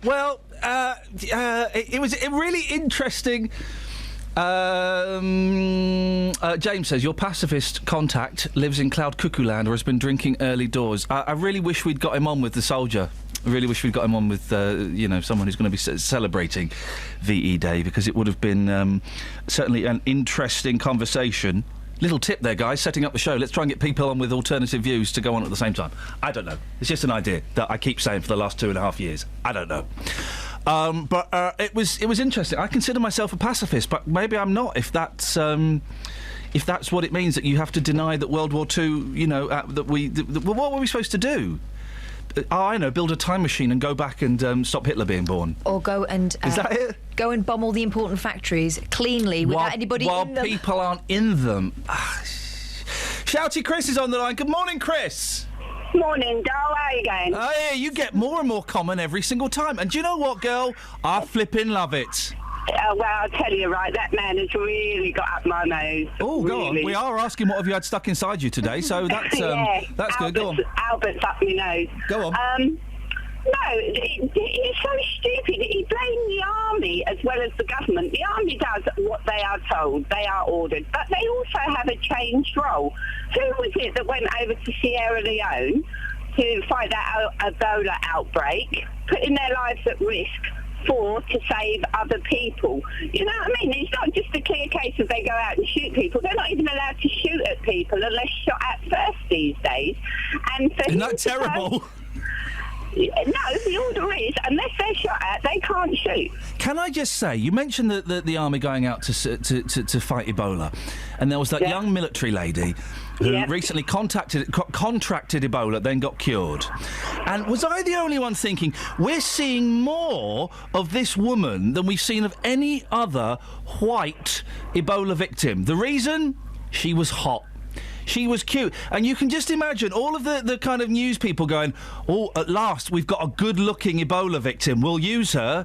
And she was on all the time. The Scottish nurse, who was a bit plain, speaking bluntly, we hardly heard from her once she got cured. But there's a hot lady soldier. She was everywhere. She was everywhere. Yeah, but soldiers are looked up to as people that are decent, right? And B, who would go and put money in to save some plain bird when they can do a dolly bird? Do you know what I mean? Let's just recap that. Who would put some money in to save a plain bird when they can go and save a dolly bird? You know what I mean? I know exactly what you mean, Shouty. It's true, isn't it? But that man, when he came and said about blowing up buildings, where's the pacifism? He's a terrorist. No. But he didn't want people... That's a great one, he's a terrorist. He didn't want people in those buildings. He wanted to do it after closing hours. Yeah, but some terrorists have done that. Remember when the IRA were active, they used to phone up to get people out of the building because they were about to blow it up. That's terrorism. Shouty Chris, are you going to cop off with any prisoners today? No, I'm not. I don't work there no more. No, but still, visiting hours. She's not got access. No, I might cop off with a few traffic wardens. Ladies and gentlemen, thank you very much indeed. All the uniform. That's Shouty Chris there. It's funny, isn't it, when people say, oh yeah, I love a man in uniform, they're never referring to the bloke from Safeways or the traffic warden. Permission to speak freely. Go on. I think those hunky firemen calendars are very, very misleading. And I'm not knocking the work that our fire staff do. Wonderful, the men and the women. But let's be honest, excuse me, they're all munters, aren't they? Oh, no. There are very few firemen that look like Poldark with their hoses out. Really? It's true. And also, if you put a fire out, you don't grease your body and take your top off to put a fire out. You'd go up like nobody's business. Oh. Sorry? Maybe I should stop. Carl's in Bedford. Good morning, Carl.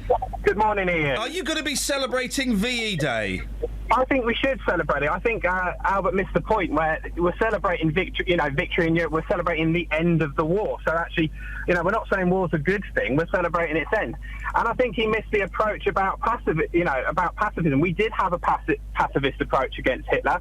Neville Chamberlain went over to Munich and signed the appeasement agreement that, don't invade Poland and we'll leave you alone. And Hitler went and invaded Poland. So the pacifist approach didn't work, and it doesn't work when you're dealing with nutters. Excuse me. We're laughing, Carl, but I think it's because there's an element of truth in there. You're right. Yeah, exactly. When you're dealing with fruitcakes, and I don't think it would be too far-fetched to suggest that some of the people higher up in IS are nut jobs, pacifism doesn't work. Exactly. I said it only works to a degree, and I said, and it depends on who you're dealing with in terms of, you know, that response. And as I said, in that case, it didn't work, you know, and it was a just war, you know, to prevent him and spreading his ideology that was crooked. Carl, thank you very much indeed. 08459 455 555 is the phone number. Any texters? Yeah, and we've also got some tweets. About ducks, attractive or arrogant. David says, swans are horrible. They have such attitude problems for such beautiful animals. No idea why they have such a cob on. I don't know whether he knows he's done a joke there, but it's a very clever joke. What joke has he done? Well, isn't a female swan a cob? No, it's a lady duck. A swan. Well, then, that's a... and then cobs and pens. Swans are girls and geese are men. Oh. And they get married and they have babies. Well, who's the gander? Ryan Goslings. I'll go and have a little gander, but they're Ryan Goslings. An adult male swan is a cob. Yeah. Why have we got a cob on? Yeah, it's a goose. Paul said, I'm rather partial to a duck. The most attractive of the pond fraternity, I would suggest. The bubble wrap on the car at Longley is an April Fool's. Is there a bubble wrap on the car at Longley? It's in April the paper? Fool's. Cunning. The generation who will never make a daisy chain. Do you know why? Because they're boring. No, they're not. They're fun, but you need nails. No, mate, they're boring. Oh, they're so much fun. They're not. They're rubbish. You can make long daisy chains. You can make a bracelet. You can get an make a crown. Xbox I like to game. make it and put it Shut up. Get an Xbox game that allows you to make a daisy chain. Then I'll be interested. And fire lasers while you travel through time. Then I'll be interested. Playing in the mud, making daisy chains and climbing trees are simple pleasures that are defined. This is one of those things where they go, we haven't got any stories for the newspapers. Can we make up a list of things? I can't hear you, because I'm going to talk from it. Well, can we make up a list of things that people haven't done? Is that better? Don't, because you're not in the mood, I'm not in the mood either, so don't. But such youthful pursuits appear to be dying out as an increasing number of children play computer games instead. Yeah, because they're more fun. They're more fun. And also, this list, I think, is inaccurate. Researchers say dozens of outdoor activities that were almost universally enjoyed a generation ago are falling out of favour. Then they have the list. Now, most of this list we were doing on Monday. Find frogs porn. Where do frogs keep their porn? I just don't know. Where do you even get frogs porn these days? Ponds, I suppose. Plant seeds. My boys do that all the time. Even though I despise gardening, my boys are constantly doing that. Pond dipping. I don't know what that is. Have a conker fight. People do these things, don't they? People still do these things. Search for insects. I had to search for the flipping stick insects the other day when I was changing their sticks. Go blackberry picking, do that. Look for birds, do that. Paddle in the sea, stream or river. We were doing that on Monday, Dennis. I'll bet you were. This is my boy had his first ever wee in a stream the other day. He weed in a stream? He weed in a stream and he felt naughty and he loved it. I'll bet he did, yes. Why not? These are all things they've got to learn, haven't they? Go on bike rides. Here's the thing, Dennis. Yeah. My boy, last night, he was out with his mum and they came back. They were knocking on the door and I was trying to watch a film. I went and opened the door. He said, Daddy, come and watch this. He rode his bike up the street for the first time. Good for him. Good for him. Good for him, yeah. What you got for us, Dan? It's this business of VE Day. Yes. I thoroughly enjoyed it because it happened when I was young enough to enjoy it. You were 40 years old when it happened. No, I wasn't. No, I 50? wasn't. I was 19, I should think. Yes. And I was working in a little factory just outside Manchester where we made all sorts of stuff for the army. Oh, yeah. And they just said, it's it, this is it. And so we ran down and get scale-eyed. It was even better for VJ Day because I was cycling around the country and I was down near Watford, and a American army lorry passed, said, war over, Japs surrender. I couldn't get back to Manchester quick enough. On your bicycle? Yeah, what I did, I slung it on a train, and we dropped off at Stockport. So VE Day, were you actually... Because listen, my knowledge of World War II is very poor. Were you aware that it was coming, and it was just a matter of... Yes, we knew it was coming. And as for this idiot who says, bomb the Germans' factories as long as there's nobody in... What would Hitler do? Do you stand by and let him do it? Man's crackers. He's absolutely bonkers. Were there people kind of just drinking and rutting in the streets on VE Day? Was it that kind of mass celebration? Not about rutting in the streets, because we ought to have that sort of party again if necessary. Hey, Dennis? And as for people getting less sex and lots more sons, I must have been doing well, because we had a hell of a job to get grandchildren. Dennis, thank you very much indeed. I don't think you actually technically have to do anything to get grandchildren. It's kind of out of your hands then. Splash in puddles. We always go splashing in puddles. You tell my boys not to splash. We go puddling. If it's raining, we go puddling. We live in a great street for puddling, i.e. there's loads of potholes. So we're constantly doing it. Climb a tree, play in the forest, walk through squelchy mud. Ah, man. If you're not letting your kids do this, then you are slackers. Slackers! 08459 455 555.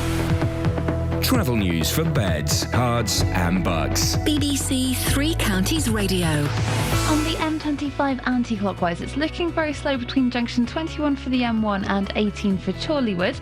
In Cheshunt, the A10 southbound's looking very busy between Turnford and the M25, and also in Borehamwood on the A1 southbound. There are queues building up between the Holiday Inn and the Stirling Corner. In Markgate on the A5 southbound, that's looking very busy from Lynch Hill towards the M1 at junction 9 for Redbourne, but it's not looking too bad through that stretch of the M1. And in Milton Keynes on Standing Way, things aren't looking too bad around the roadworks at the Kingston roundabout, but expect delays as it does start to get busier. Samantha Breath, BBC Three Counties Radio. Thank you very much indeed. 7:45, Wednesday, the 1st of April. I'm Iain Lee. These are your headlines on BBC Three Counties Radio. The boss of Bedfordshire-based Whitbread is among over 100 business leaders who've written an open letter praising Conservative economic policies. The new Chief Constable of Thames Valley Police is backing what he calls local policing as he starts his first day in the job. And Hertfordshire residents are being encouraged to celebrate the 70th anniversary of VE Day next month, with the County Council waiving fees for street parties. Here's the weather with Kate. Hearts and Bucks weather. BBC Three Counties Radio. Good morning. It's a little less windy than it was yesterday morning, but it is still quite breezy. Still some quite significant gusts expected, but it is a little bit calmer. We have got a bright start this morning, some sunshine at first, but the cloud will start to thicken as we head further through the day, and with it the introduction of some showers arriving as well through the afternoon. They're going to become more persistent towards this evening. Maximum temperature today 11 Celsius. Rain overnight tonight, minimum temperature down to 5 Celsius, so a dull start tomorrow. Some drier spells through tomorrow, but again the rain comes back again for Thursday night. The maximum tomorrow up to 11 Celsius. Quick look ahead to Good Friday. That rain I was talking about overnight Thursday just starts to affect Friday morning, so it's a wet start, but it will become drier later on in the day, and that's the story for the bank holiday weekend. For Saturday and Sunday, things calm down a little. The wind falls out. We've got a drier, brighter day with even some sunny spells for Saturday, and that's your forecast. Listen up, people of the UK. This is the live final, where 4 will become 1. And only one winner. It's The Voice. So hit it! You absolutely killed that. Bam! It knocked me out. Yeah! It's Sasha, Emmanuel, Lucy, Stevie. Off the scale.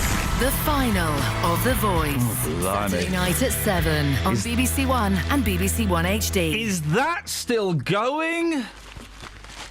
The Voice? Flippin' heck. 08459 455 555. Now, the new Care Act comes into effect today. But people who work in the adult care sector are struggling to work out what it will mean. It puts into law the option of deferring your care costs by using the value of your home to fund your care without having to sell it. You with me so far? Good. So rather than selling your home to pay for your care, the costs could be or would be recouped by the council from the sale of your home when you die.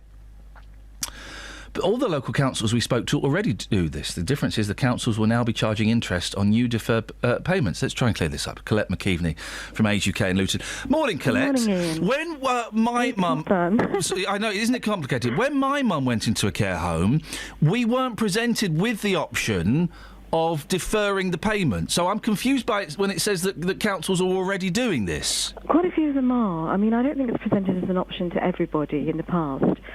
However, it's existed with many councils for many years. I know in Luton, for many, many years now, people have been able to do this.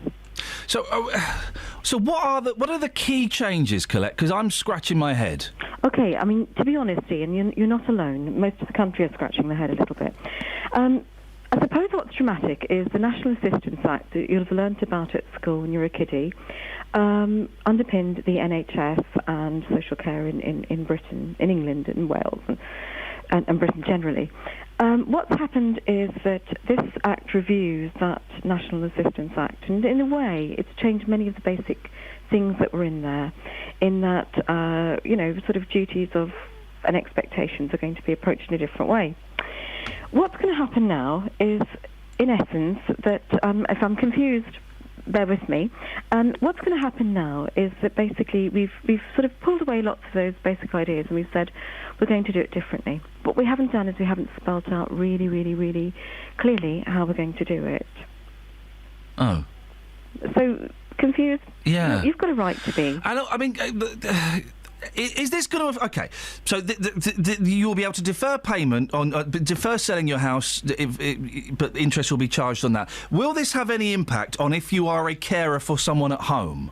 Well, yeah. I mean, again, it could do. I mean, that's one. But that is one actual aspect of it, the selling the home. And in fact, that might be a real benefit to some people who don't want to sell the family home, or they're not sure if they're going to stop in care or they're going to come back out again. And there are certain conditions where selling your home feels very much a big deal. It's the end of the line. It's something people have worked for. It's a really dramatic thing to happen to somebody. And so, yeah, I mean, there is the potential for that home not to be sold. But at the moment, for example, if there is a carer living with you, council's unlikely to make you sell the home over that carer's head. They haven't got a right to do that. But if, for example, it's your son or daughter who stands to inherit the house when you pass away, obviously, if that money goes to pay for care home fees, clearly then you can't have that house in the future. You know, you can have what's left from the balance. There are some differences, for example, in how you might not just fund care, but you know, one of the good things from the Act is the concept of a cap on care. If we know where that's going to end, I mean, in the past you could sell your house and get down to your last £23,000, and literally have everything that's gone before you qualify for assistance. If the new cap is set much higher, then obviously that could be good news to a lot of people, you know, who want to pass a little bit on into the future or whatever else. Oh, I looked at my mum's bank account yesterday. We're very, very close to the 23,500. Yeah. And this is the thing, Ian, you know, I mean, it is quite frightening for people. You know, they have worked hard and, you know, sort of, I think nobody's really sort of going to say that we figured out how to sort of fund long-term care in care homes well. This Act, though, focuses on trying to keep people in the community more. So, I mean, again, there's quite a lot about the services and the support that people should be getting in the community. And, you know, this concept of you've got a right to be assessed by your local authority, you've got a right to advice and information if you're self-funding your care. And, you know, my concern would be really that councils have got enough money to do it. Because across the board, we're seeing cuts and austerity, and we're seeing still the impact in small care packages. So it seems to me like it's a big ask on a small envelope of money. It's confusing, it's complicated, and obviously, you know, if your family is just starting to look at this stuff, it's also a very upsetting time. Where's the best place for people to go to get advice? OK, if you live in Luton, Age Concern Luton's always a good place to start. There are council websites around the 3 counties. There is government information available, and you will find, I think, that over the next few months, as information starts to firm up a bit, people will start to find lots of the charities, lots of the social care organisations, even independent care providers starting to give you a bit more of an idea of how it's going to look in reality. Colette, always good to talk to you. Thanks for clearing some of that up. Thanks, Ian. Nice to talk to you. Thank you very much, Colette McKeveney.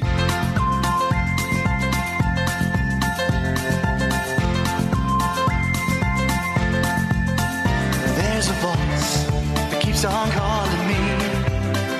Down the road is where I'll always be. Every stop I make a new friend. Can't stay for long, just turn around and I'm gone again. Maybe tomorrow I'll wanna settle down. Until tomorrow I'll just keep moving on. Down this road that never seems to end. When new adventure lies just around the bend.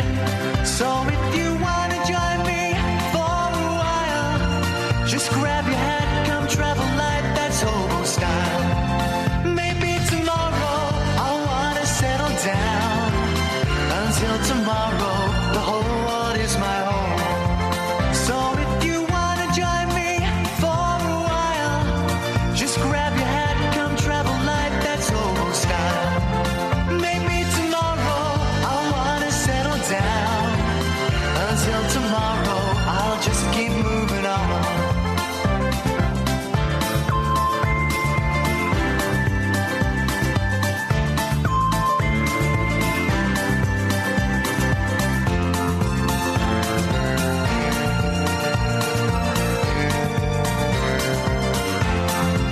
Maybe tomorrow I'll wanna settle down. Until tomorrow, I'll just keep moving on. There's a world that's waiting to unfold. A brand new tale no one has ever told. We've journeyed far, but you know it won't be long. We're almost there and we've paid our fare with a hobo song. Maybe tomorrow I'll wanna settle down. Until tomorrow, I'll just keep moving on. So if you wanna join me for a while, just grab your hat, come travel light, that's hobo style. Maybe tomorrow I'll find what I call home. Until tomorrow, you know I'm free to roam. Yes, Pat. Hello, Ian. Hello, Pat. What you got? I'm confused again. Yeah, well, go on. Tell me why. On this care package and with the new legislation that's coming in. Yes. When my mother-in-law was ill, it was the family that rallied round to keep her in her home. Yeah. So I can't understand where this cost is going to come to charge against her house, because the only reason that there's any charge on care is when the family can no longer cope to look after them because it's 24-hour care. Yeah. And they have to go into a home themselves. Yeah. So when they go into a home, there's a charge in the house. Now, what confuses me again is, why does the government always pick on people that have actually saved hard, worked hard to provide a house for themselves and their children, if you like? And where's the charge on those that don't own an house? Do you know what, Pat? This is the odd thing, and I've pondered this a lot over the last 7 or 8 years while my mum's been in a care home. She paid off her mortgage. She'd saved up a lot of money. She's getting exactly the same treatment as somebody who hadn't paid off their mortgage and had spent, didn't have any money in the bank. She's getting exactly the same treatment, except she's paying 1,300 quid a week for it, and the other person is paying nothing for it. So, yeah, well, I think if you've got a few quid in the bank, you should contribute towards it. It just seems odd that you can work and save all your life, and then it goes in 5-6 years. Well, you could actually, just be in a council property, say, die, but you have a nice car, you might have nice furniture, you might have nice possessions. Why isn't the government saying, well, we're going to take them off you against the care you're going to have then? Why only picking on people that own their own house? I suppose the thing is, it already costs a fortune for the government, and it's only going to get worse and worse as we live longer and longer. They've got to try and recoup some of the costs from somewhere, haven't they?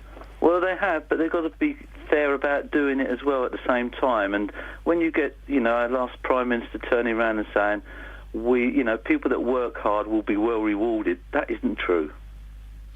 Pat, thank you very much indeed. 08459 4double... Oh, blimey, how did that go? Where did that... What is this? We're going to have that again. That would be outrageous.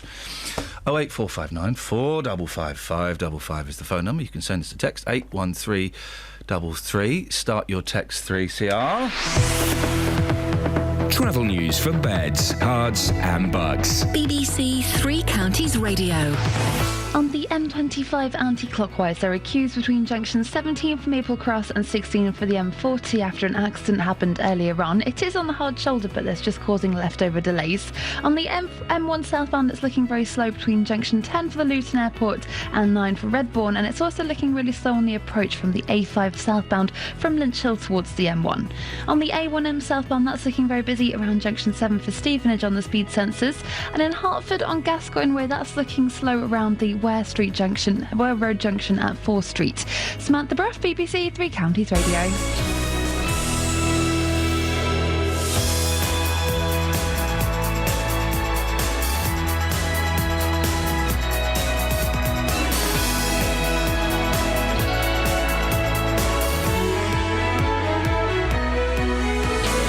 Local and vocal across beds, hearts and bucks. This is BBC Three Counties Radio.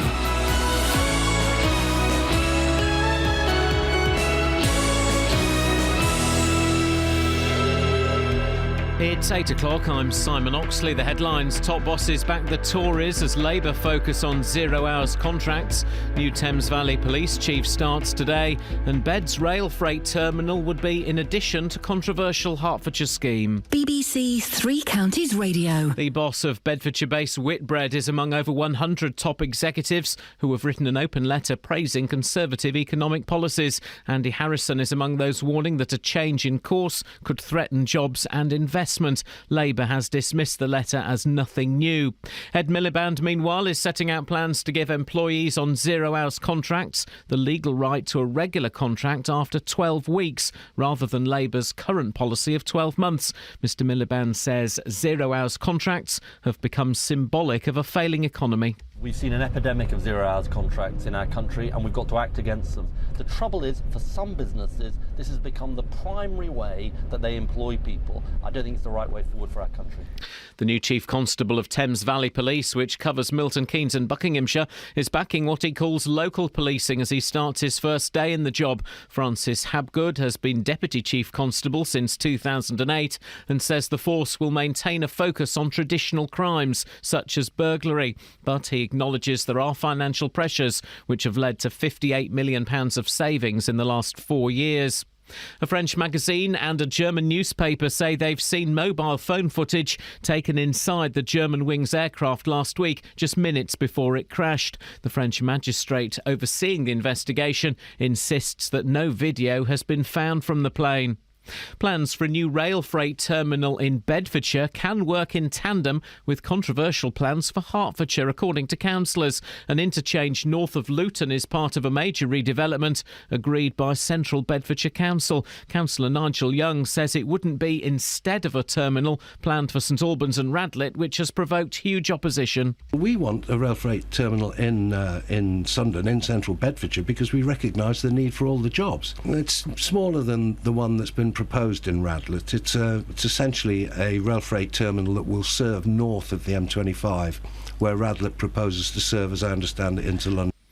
Major changes affecting the way elderly and disabled people are cared for are coming into force. For the first time, people needing care will be assessed against a national standard. Councils will also have to offer a loan to people who don't want to sell their house when going into residential care. Hertfordshire residents are being encouraged to celebrate the 70th anniversary of VE Day, which marked the end of World War II. The County Council's waiving fees for street parties so people can celebrate on the weekend of the 8th of May. In sport, England drew 1-1 in last night's friendly in Italy with a second-half equaliser from Andros Townsend. Here's captain Wayne Rooney. Yeah, it was a great goal, I think, on his weaker foot as well. So Andros is capable of things like that. He's an impact player and he's come on and got us a draw today. So I think it was a great goal and, we know he can do that. The weather dry and bright with sunny spells this morning. Cloud and rain spreading from the west during this afternoon. A maximum temperature 10 degrees Celsius. And you can get the latest news and sport online at bbc.co.uk/3counties.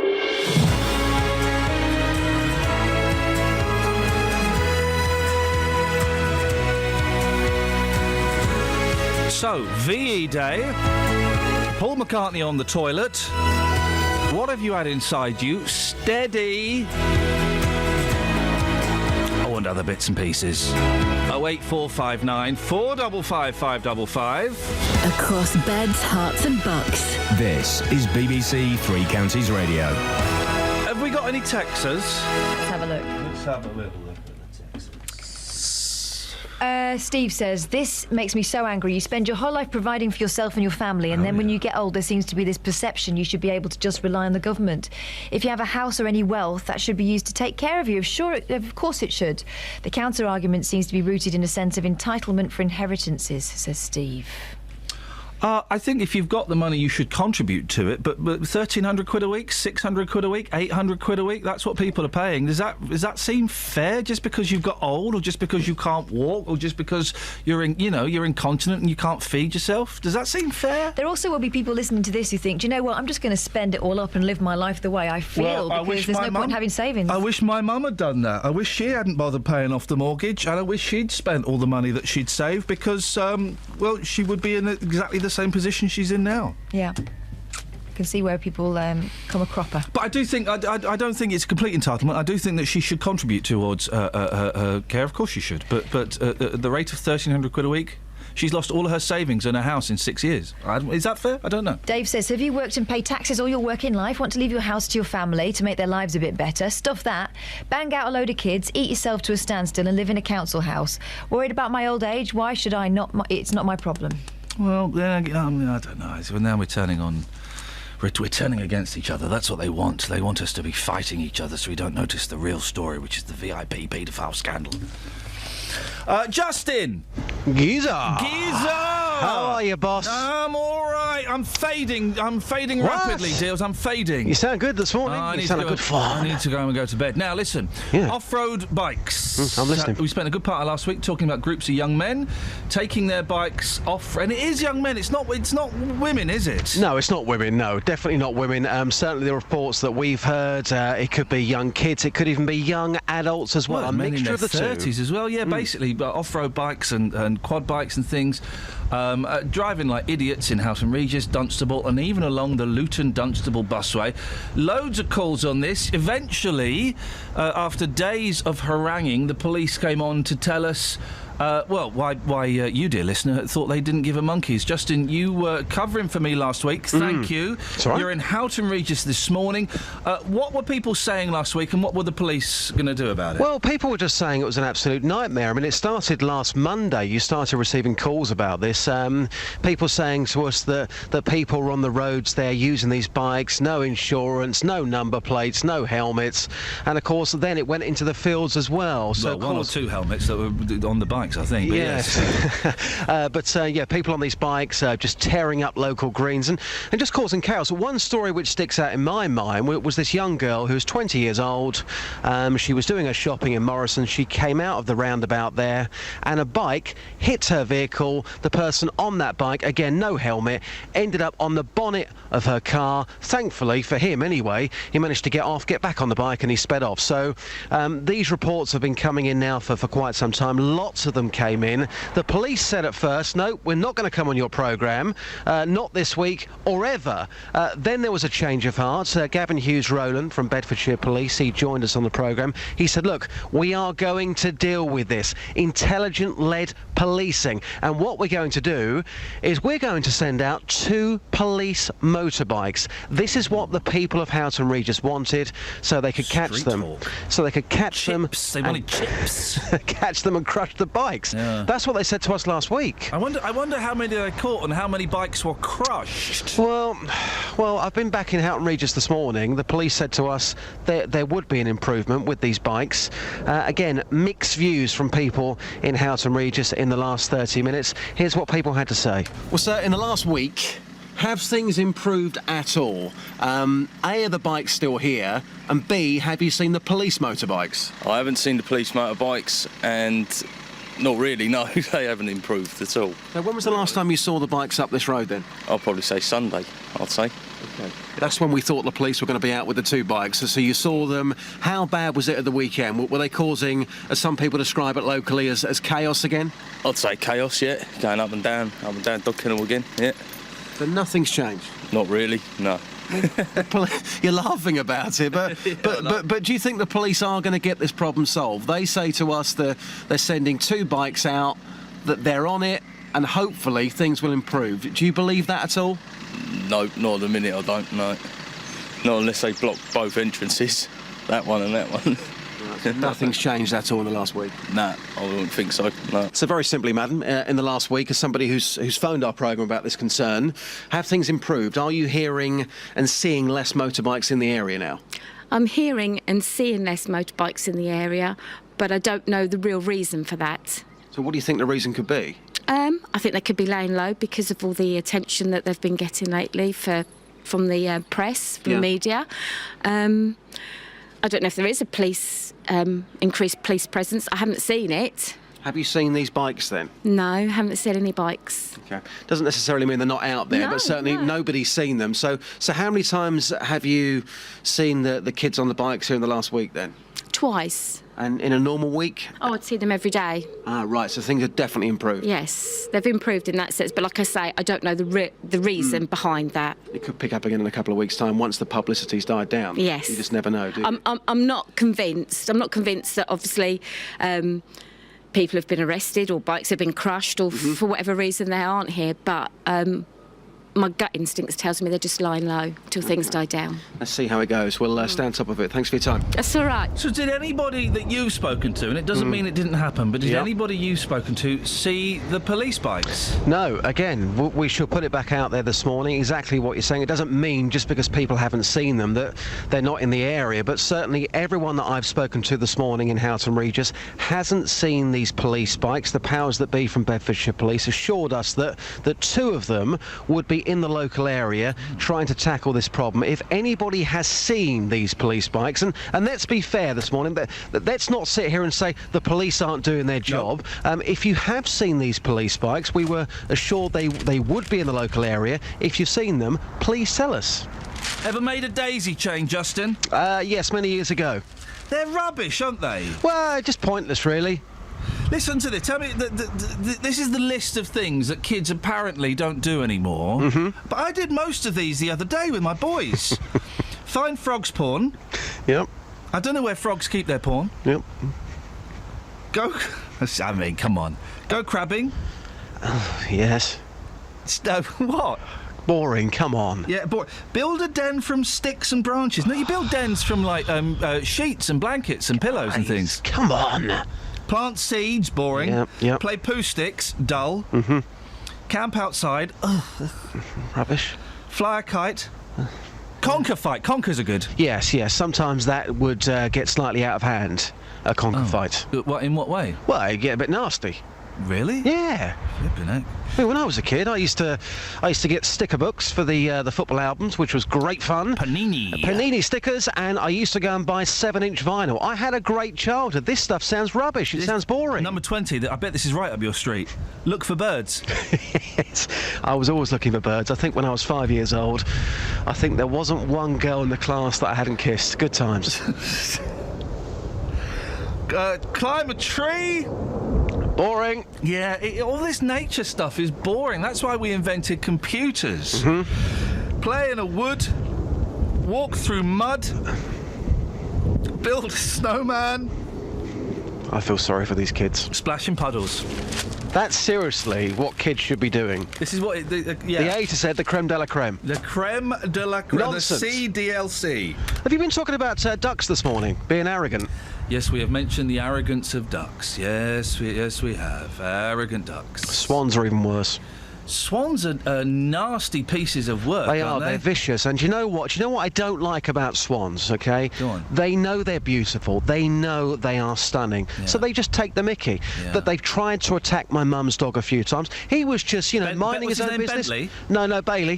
Sorry, yes. Bailey was minding his own business. These swans, they are arrogant. They may look great, but that doesn't give them the right to be arrogant. No. Justin, thanks for your insight there. Thanks, boss. Much appreciated. Cheers. Cheers. Across beds, hearts and bucks. This is Iain Lee. BBC Three Counties Radio.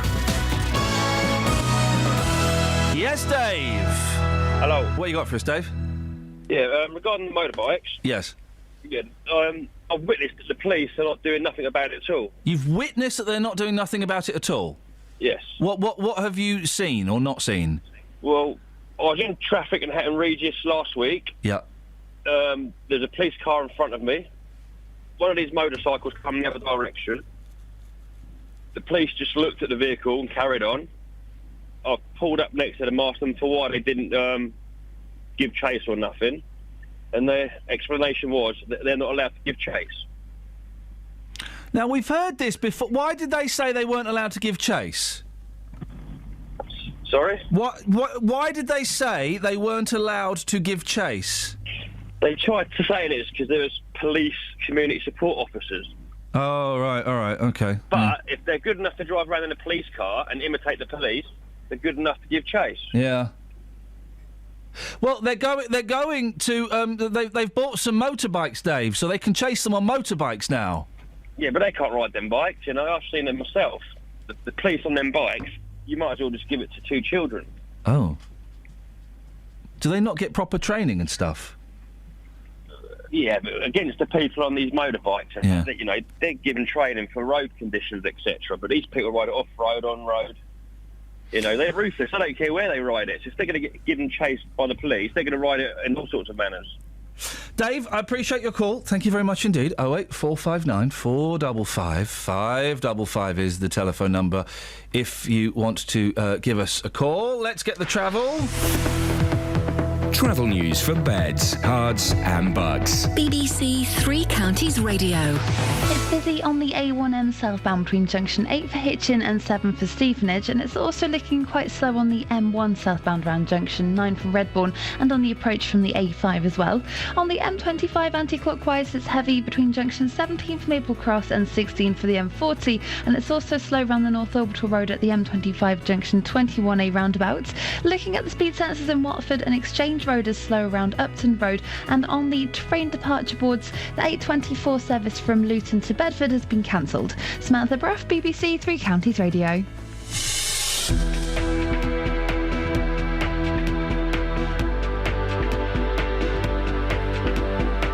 .15, it's Wednesday the 1st of April. I'm Iain Lee. These are your headlines on BBC Three Counties Radio. The boss of Bedfordshire-based Whitbread is among over 100 business leaders who've written an open letter praising Conservative economic policies. The new Chief Constable of Thames Valley Police is backing what he calls local policing as he starts his first day in the job. And Hertfordshire residents are being encouraged to celebrate the 70th anniversary of VE Day next month, with the County Council waiving fees for street parties. Three Counties Radio.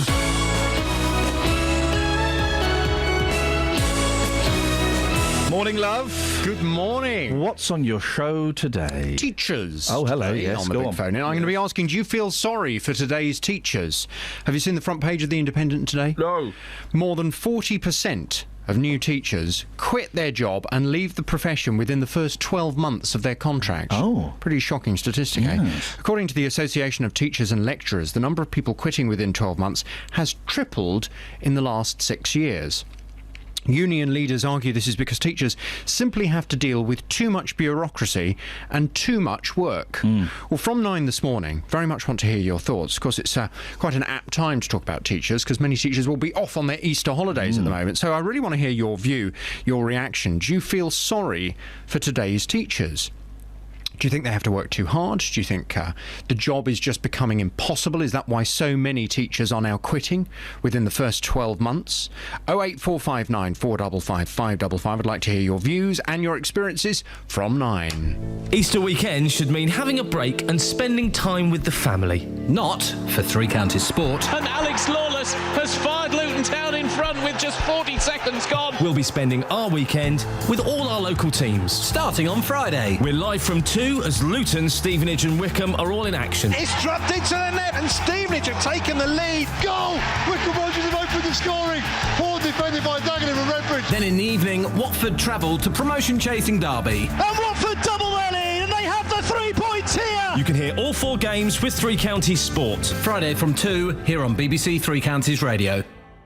Jeff makes an appropriate point there on Twitter. That list of kids' things. What kids should be doing? What about pretending to go sledging like Paul Scoins? Yes. And Joe says the list Ian read out sounds like it came straight out of an Enid Blyton book. Are they recruiting for the famous 5? We'll go back to that list and find out exactly where it came from in a bit. 08459 455 555 is the telephone number if you want to give us a call. Now, Victory in Europe Day takes place on the 8th of May. What are you doing to celebrate? Huh? And people in Hertfordshire are being encouraged to throw street parties over that weekend, with the council even waiving the street party fee. But do people really care? Or is it perfectly valid to want to celebrate 70 years since the end of the war? Well, Mark Collins is a manager from the Royal British Legion covering Beds, Herts and Bucks. Morning, Mark. Good morning, Ian. Why should people be bothered celebrating VE Day? It's an important part of our history. It's modern history. We still have veterans alive from that period, and we should be celebrating and commemorating their achievements. Why? Well, from a national perspective, their efforts led to peace in Europe is one area that springs immediately to mind. I think it's also important that we remember just how much sacrifice individuals gave, and that there's individuals now out there we need to celebrate their achievements.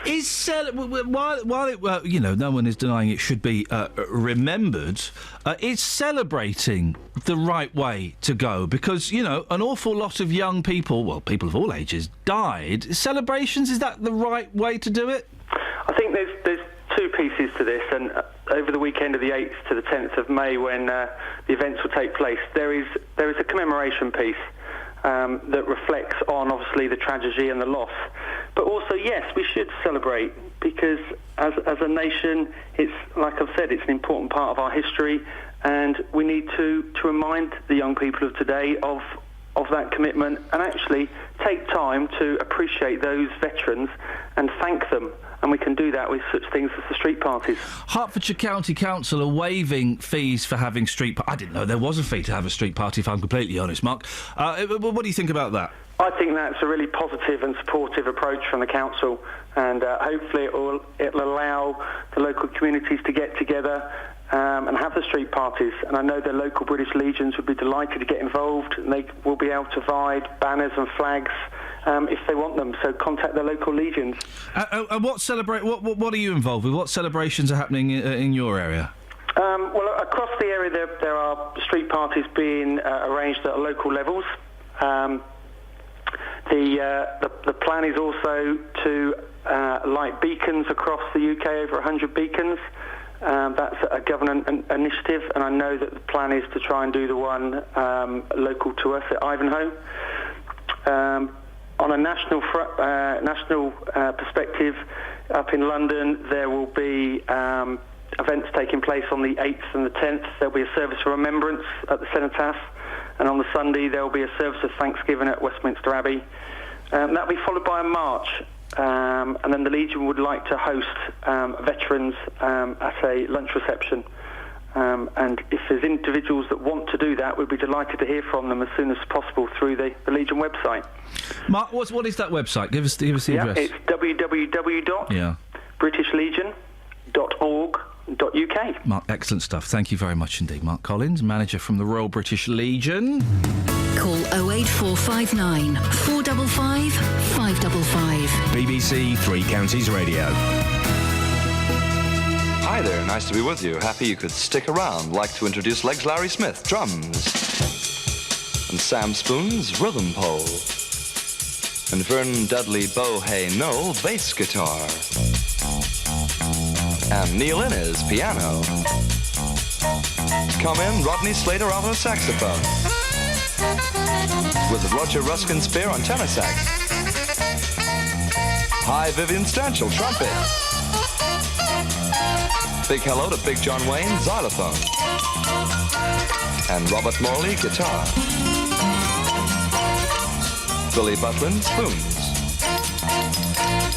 And looking very relaxed, Adolf Hitler on vibes. Nice. Princess Anne on sousaphone. Introducing Liberace clarinet with Garnet Ted Armstrong on vocals. Lord Snooty and his pals tap dancing. In the groove with Harold Wilson violin. And Franklin McCormack on harmonica. Over there, Eric Clapton, ukulele. Hi, Eric. On my left, Sir Kenneth Park, bass sax. Great honor, sir. And specially flown in for us, a Sessions gorilla on Vox Humana. Nice to see Incredible Shrinking Man on euphonium. Drop out with Peter Scott on duck call. Hearing from you later, Casanova on horn. Yeah, digging General de Gaulle on accordion. Really wild, General. Thank you, sir. Roy Rogers on trigger. Tune in Wild Man of Borneo on bongos. Count Basie Orchestra on triangle. Thank you. Great to hear the Rollinsons on trombone. Back from his recent operation, Dan Drupp, hot. And representing the Flower People, Quasimodo on bells. Wonderful to hear Brainiac on banjo. We welcome Baldunicum as himself. Very appealing, Max Jaffa. That's nice, Max. What a team, Zebra Kid and Horace Bachelor on percussion. And a great favorite and a wonderful performer, all of us here, J. Arthur Rank on gong.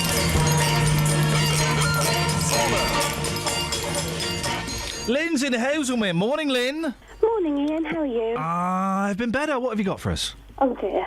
Well, pond dipping. It's good fun with kids. What is? Pond dipping.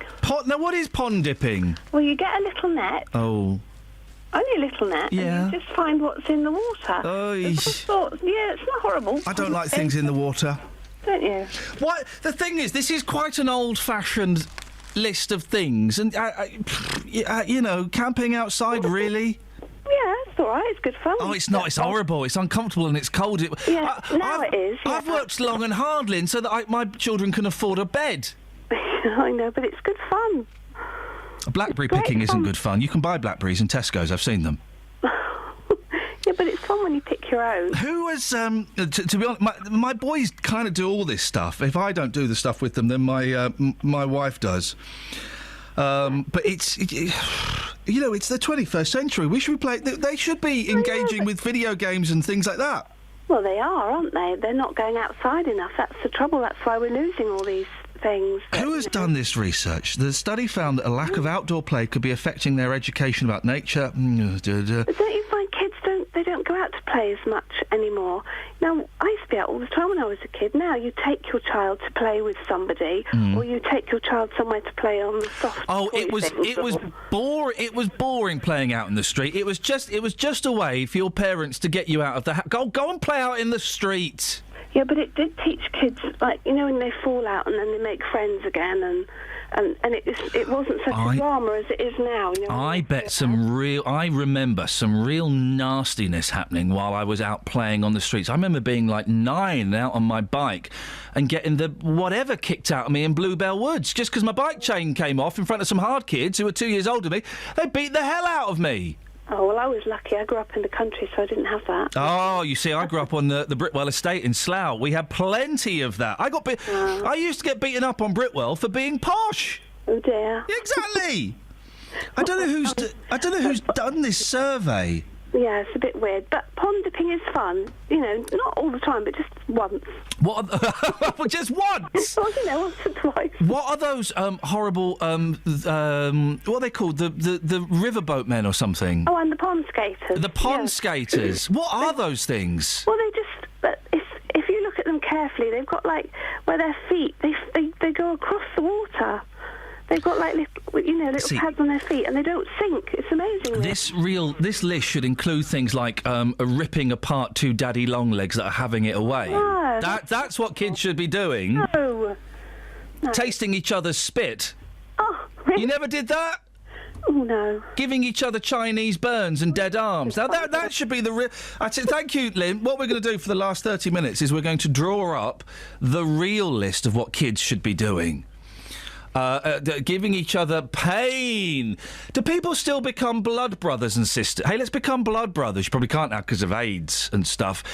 Where you would cut your hand... You kids aren't even allowed to have knives these days. Flippin' heck. You'd cut your hand and then you'd smear your blood into the blood of someone else. Because that kind of implied that you were going to be friends forever. 08459 455 555 is the telephone number. If you want to give us a call on that. Travel news for beds, cards and bugs. BBC Three Counties Radio. On the A1M southbound, it's slow between junction 8 for Hitchin and 7 for Stevenage. And on the M1 southbound, that's looking very busy between around junction 9 for Redbourne. On the M25 anti-clockwise, it's slow from junction 17 for Maple Cross to 16 for the M40. And also it's looking busy on the A41 southbound from Kings Langley towards junction 20 on the M25. In Watford, Exchange Road's looking very busy too around Beach and Grove. And elsewhere, looking at speed sensors in Clop Hill on the A6 Bedford Road, that's very busy between Back Street and the A507. Samantha Bruff, BBC Three Counties Radio. Across beds, hearts and bugs. This is BBC Three Counties Radio.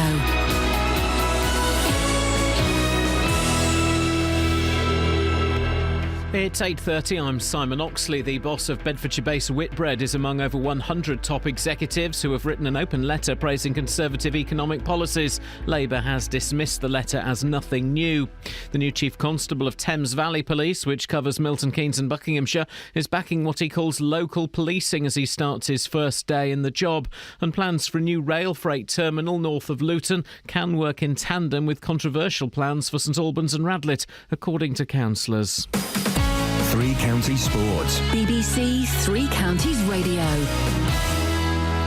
England drew 1-1 in last night's friendly in Italy with a second-half equaliser from Andros Townsend. Here's manager Roy Hodgson. The important thing for me was that we produced yet again the type of performance I want to see, albeit only for one half, and we'll learn the lesson from that. You don't forget anything that happens at international level as a player or a coach, so we'll hopefully learn from that. MK Dons manager Cole Robinson says he's gutted to lose midfielder Ben Reeves for the rest of the season. Reeves has been ruled out with a calf injury sustained on international duty with Northern Ireland.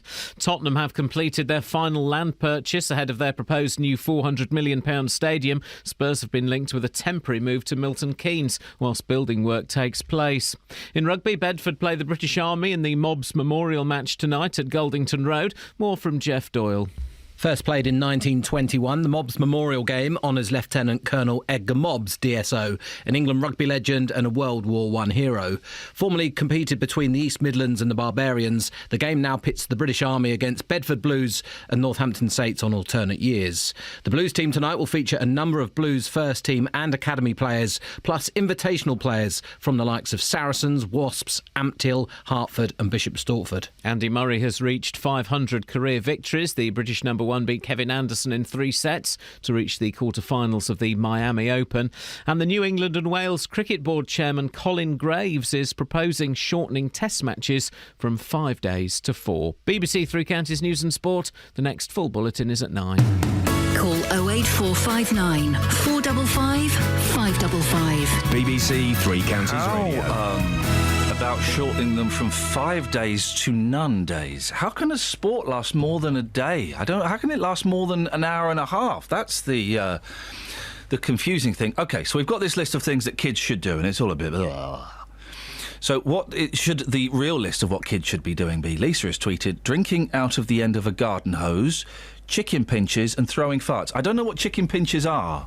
I don't know what that means. Isn't it where you hold someone, pinch a little bit of their skin and okay.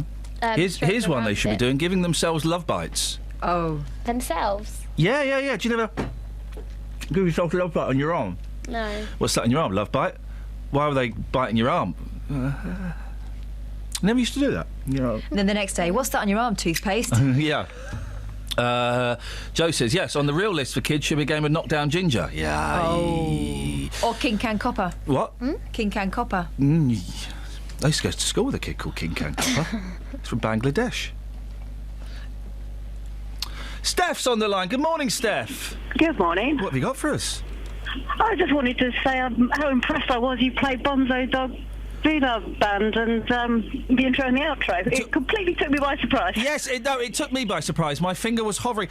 The Bonzos, featuring Neil Innes, obviously, of course, not featuring Vivian Stanchel, who passed away, they are playing a gig in a few weeks, supported by the Ruttles. And it's on a Friday night, and I'm not down south on a Friday night, but boy oh boy, am I so tempted to sack off work and come down and say, I love the Bonzos, Steph. They're awesome. They play, I think a couple of years ago, they played Shuttleworth House. They do that on occasion. Oh, really? Because I know they do it without Neil Innes, and it's quite a big deal for Neil Innes to come and go back and play with them. Well, do you know what? I might dig out some more Bonzos for tomorrow. Occasionally we play Kama Sutra Time as well, which is a little bit risque, but we can just about get away with it. Awesome, I'll be listening. Steph, thank you very much indeed. Thank you very much indeed. Have we got any texts? Yeah, the Wall of Death, says Martin in Biggleswade, is something that kids need to play these days. What's the Wall of Death? On your birthday, the kids would line up and create a tunnel, and you would run the gauntlet getting kicked. Oh, God yeah. help you if you stopped. Yeah, running the gauntlets. And we've had a few talking about the situation in Houghton Regis. Oh, yeah, the bikes. And beyond, yeah. Yes. Debbie says, good morning. On Saturday, I saw an off-road bike stopped on the footpath as a police pickup type vehicle passed it. There was a traffic queue, and the policewoman could have just got out of the car. She didn't. Another one, Darren in Sandy. I saw 2 police off-road bikes being towed on a trailer by a police pickup on the A1 northbound at Stotfold Junction on Sunday. Yeah. So they are on the move, but just with nobody on them at this point, it would seem. And Slav, who we know is a police officer, sent a Morning, Slav! Tweet earlier on saying, so if you're the police officer that chases a kid on a bike that falls off and dies, who's going to get the blame? Well, do you know what? Tough. I don't want to sound all right-wing and fascist, but... So what? We had this argument before. You can't chase a bank robber because he's sucking on a lolly and it might get stuck in the back of his throat. You know, Slav, with the greatest respect, you're the police. Chase crooks and catch them. He's going to be angry. He'll send me an angry tweet now. He's quite chilled. I don't know. I think you might be surprised. 08459 455 555 anyway, if you want to give us a ring. Animal spotting was also low on the agenda, with 2/3 of children saying they'd never looked for birds. And just 35% went searching for insects. I wish my boys would stop searching for insects. They are obsessed with mini beasts. Oh, come and look at the mini beasts we found. No, they're flipping horrible. My girls like stoned and like bringing them inside. Do you remember in the 80s you could buy stone pets? Yeah. Do you remember those? With goggly eyes on. Yeah, whoever thought of those was an absolute genius. True. Weren't they? Yeah. We've got 24 minutes to fill, and there's not a lot in the papers, so we're ringing some people up. No, don't fake phone calls. We're not faking. No, We're okay, ringing good. people back. Good. We don't do that on this show. Okay. You know that. The pet food swindle. Tins of beef are really 63% chicken, and a whole nation goes, so what? Who cares? It's only for the animals. It's pet food, man. Those guys don't care. Is it brown and stinky? Yeah, we'll eat it, they say. You've seen what cats eat in the wild, even when they've got things to eat at home. The wet food. I mean, even the biscuit. All pet food stinks. And if you get either the biscuits or the wet food on your fingers, that's it. You are marked for the rest of the day. Yeah. Whether it's tasty beef or succulent chicken... Has anyone ever eaten pet food? I used to eat dog biscuits for a laugh. I've had a nibble of one of those, yeah. But the actual wet food... Has anyone eaten the wet food? Whether it's tasty beef or succulent chicken, only the best will do for our beloved pets. But many dog and cat foods are not all they seem. Research by vets has shown... By the way, the Bonzo Dog Doodah Band, they're playing on Friday the 17th of April at Coco in London. I'm in Birmingham, and I was just doing the maths there. Can I make it all the way down? Yeah, I could, but I'll be knackered, so I won't. Supported by the Ruttles. Many cat and dog foods are not all they seem. Gosh, really? Well, is anyone surprised when a lot of human food isn't what it seems? How many people got arrested for the horse meat scandal? 3. How many people were charged? 0. Do you remember that? Last year we were all banging on about horse meat. No one's been charged. Research by vets has shown many popular tinned foods contain high quantities of meat not on the label. Wow. Of the one beef stewed dog food was found to be predominantly chicken. Guys, come on. No one really cares, do they? Do they? John, no one cares that our pets are getting a different kind of meat than the one that they're promised, do they? Well, mine certainly doesn't. He doesn't. It eats anything.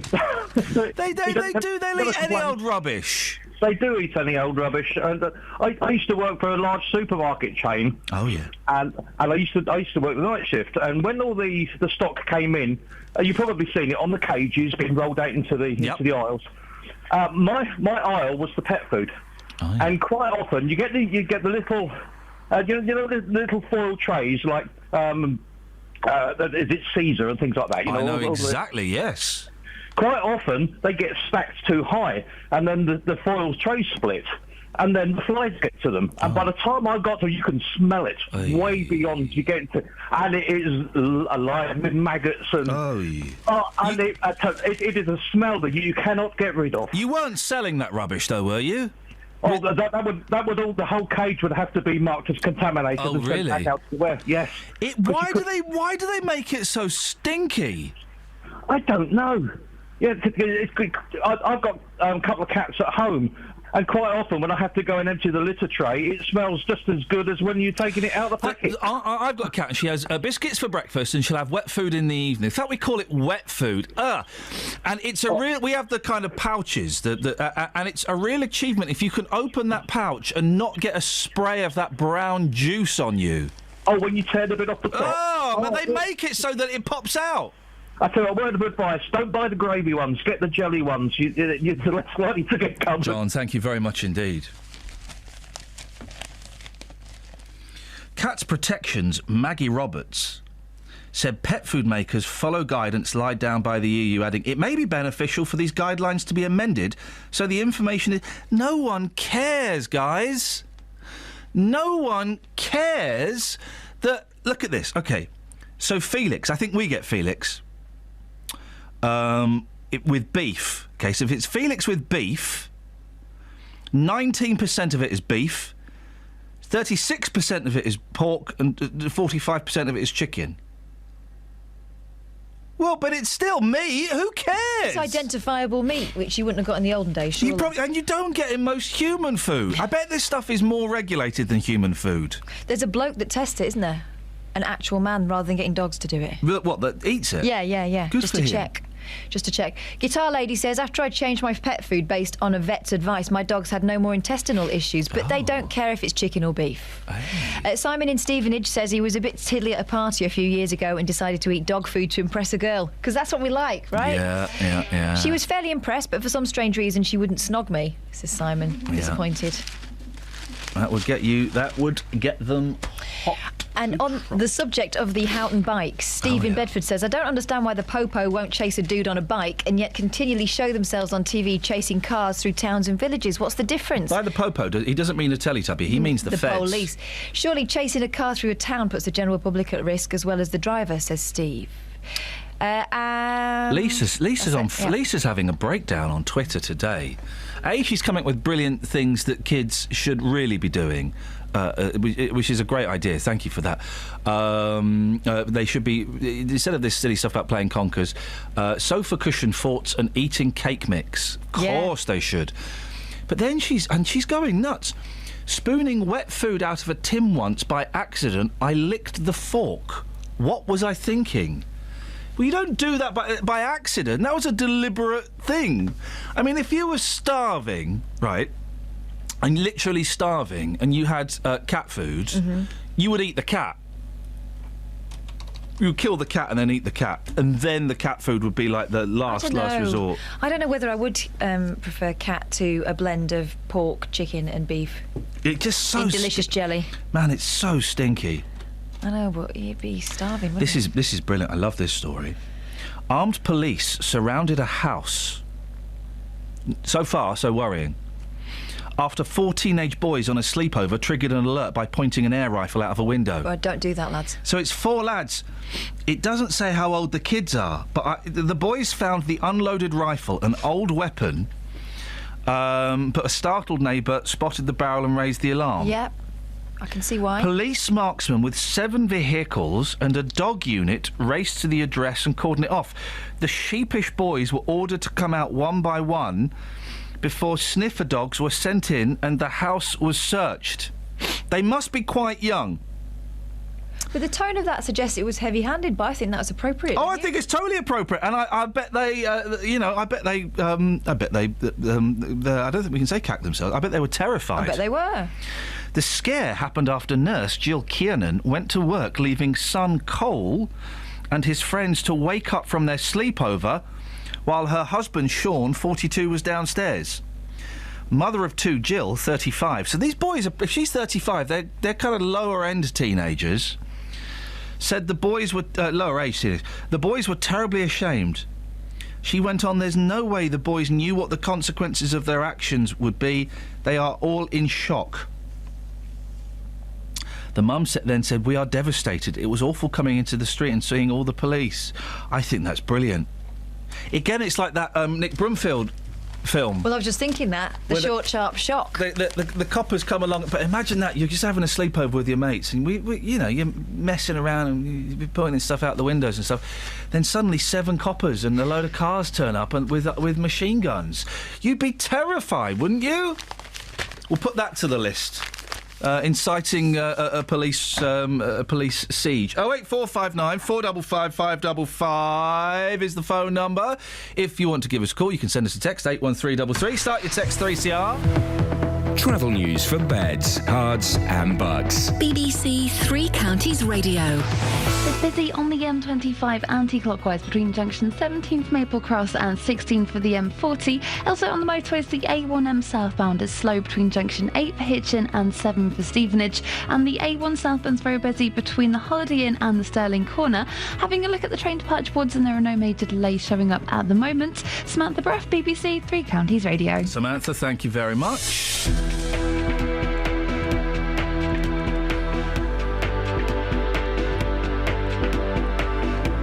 8:45, Wednesday, the 1st of April. I'm Iain Lee. These are your headlines on BBC Three Counties Radio. The boss of Bedfordshire-based Whitbread is among over 100 business leaders who've written an open letter praising Conservative economic policies. The new Chief Constable of Thames Valley Police is backing what he calls local policing as he starts his first day in the job. And a French magazine and a German newspaper say they've seen mobile phone footage taken inside the Germanwings aircraft last week, just minutes before it crashed. Let's get the weather. Here's Kate. Beds, Herts and Bucks weather. BBC Three Counties Radio. A bright start across all 3 counties this morning. It is still fairly breezy out there, though. The wind has died down a little overnight, so it's not quite as fierce as yesterday's wind, but it is still fairly breezy and will continue through today. Now, we'll see the cloud increase this afternoon, 1 or 2 showers moving in as well. That rain will become more persistent as we head further through this evening. Now, the maximum temperature today, 11 Celsius. Now, the rain overnight tonight comes and goes, really, some outbreaks of rain. Minimum temperature down to 5 Celsius. We may get a slight clearance of that rain before dawn, which means the temperature may drop a little further. Now, for most of us, it will be a dull start tomorrow morning. Dry in the most part, but we will see the rain arrive as we head towards tomorrow evening. Maximum temperature 11 Celsius. Now, as we head towards Good Friday morning, the rain overnight Thursday stays with us through the first part of Friday, but then by Good Friday afternoon, it should clear away. A drier picture to end the day, and then Saturday and Sunday, drier, brighter, and it looks like the wind's going to fall out as well. And that's your forecast, even. Sometimes in life, things don't always go to plan. It worked perfectly for 2.5, 3 years till 2 days ago. He should refund me £1,900. Which is where we come in. We managed to get them to agree to come back in to the property on an agreed date. The JVS show takes on your consumer problems. I've basically lost the whole lot in administration charges. And helps to get to the right solution. I've received a cheque back for £578. Jonathan, I can't thank you enough. I don't know how you do what you do, you and your team. The JVS show, weekdays from 9, here on BBC Three Counties Radio. On the subject of VE celebrations, and should we be celebrating it, Rod in Letchworth has emailed, anyone younger than mid-70s will have few memories of VE Day, but I can remember when the street lights came on again at the end of the war. Back home, it was the 23rd of April, St George's Day. Well, hang on, that's not VE Day, though, is it? Isn't it the 8th of May? Mm-hmm. I don't know. My mother got me out of bed and carried me around the streets in my dressing gown and pyjamas. I shall never forget that and the street parties. Now, this is where I wonder if this is real or not. These experiences are something that poorly educated whippersnappers like you can never take away from us, but, to be fair, neither can you understand or appreciate it. Does anyone really use the word whippersnappers? I both love and hate your shows, so they can't be bad.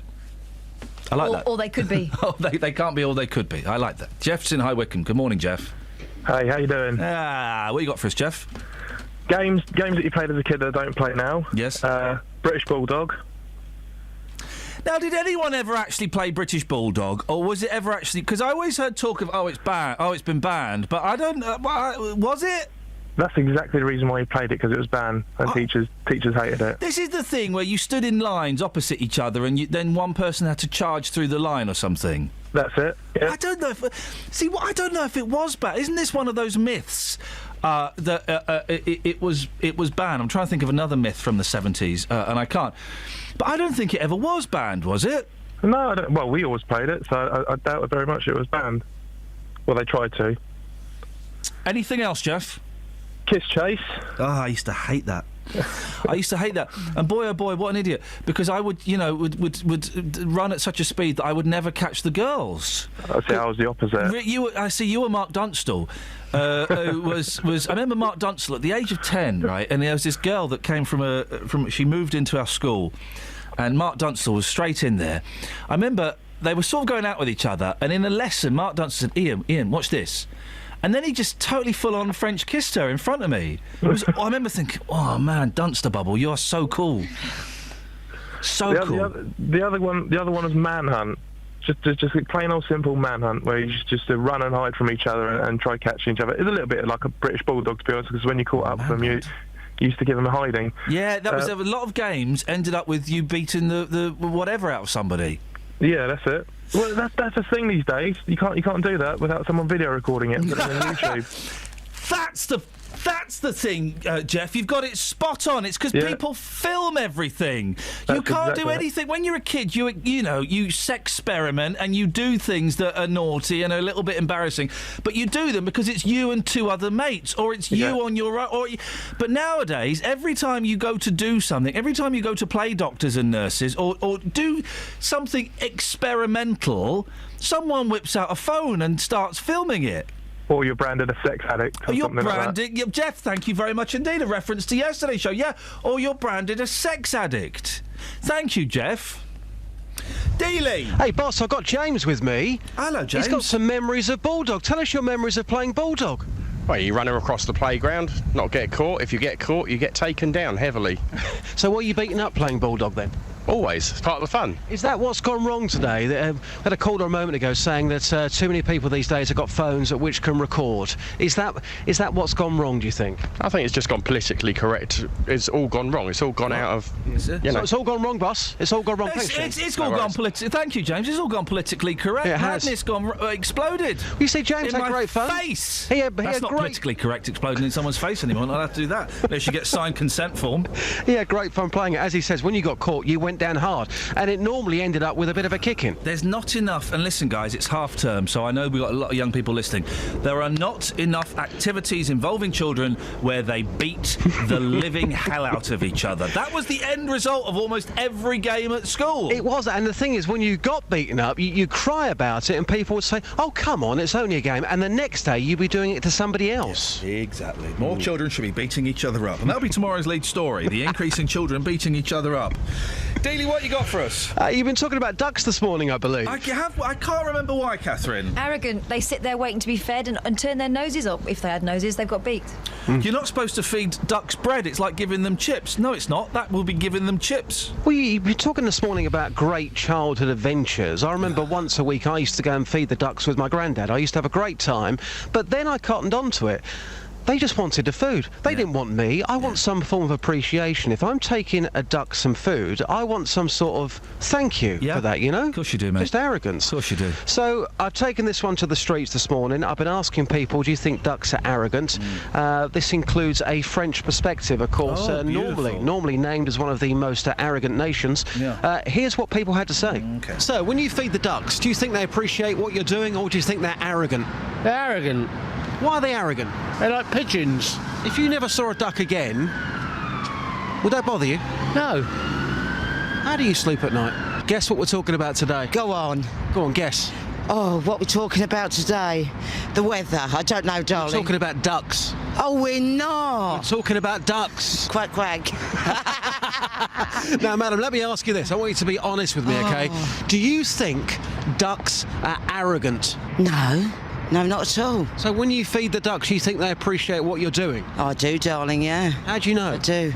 Well, they look at me and they tell me it's all right. Give us a quick quack, quack, go on. Quack, quack. Madam, you're here with your young child this morning. You often feed the ducks. Do you think they appreciate the food that you give to them, or do you think they're just arrogant? Sometimes they seem to appreciate, sometimes they don't. So on the whole, if someone said to you, are ducks arrogant, would you say yes or would you say no? No, I don't think so. Let's get the French perspective. How are you today? Very well, thank you. And bonjour. Bonjour. Do you think that ducks are arrogant?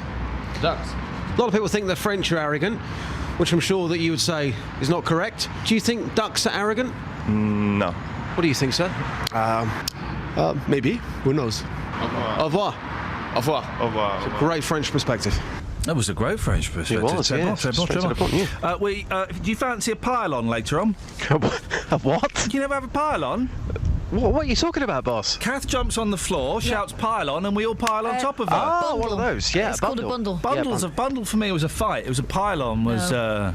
Thing is, though... Yeah, penny scramble? Can I just put this out there? Do you ever do a penny scramble? What's a penny scramble? Someone would have a penny and they go, scramble!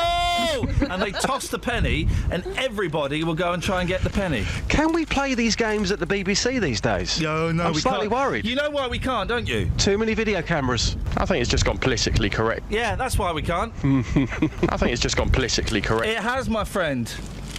Thank you, Justin. Thank you. Ta-ra. Rosie's in Redbourne. Good morning, Rosie. Hello. Hello, Rosie. Hiya. What you got for us?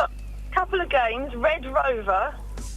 You had two teams lined up in two lines or facing each other. Yes. You'd go, Red Rover, send so-and-so right over, and they'd have to send their toughest person running at the line, and they'd throw themselves and try and break through the line. Oh, see, I'm mixing that up with Bulldog, because I thought you had to break through the line in Bulldog.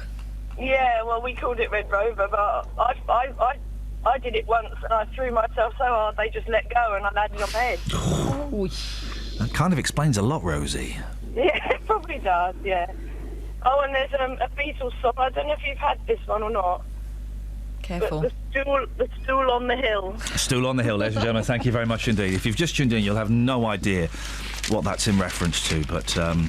Double take. Now, this is... I do think this is genuine. They've cheated slightly by giving the gentleman the same glasses and the same shirt and the same jerseys. But when Neil Richardson moved to a new town, he was puzzled as locals kept greeting him with a cheery, "Hello, John.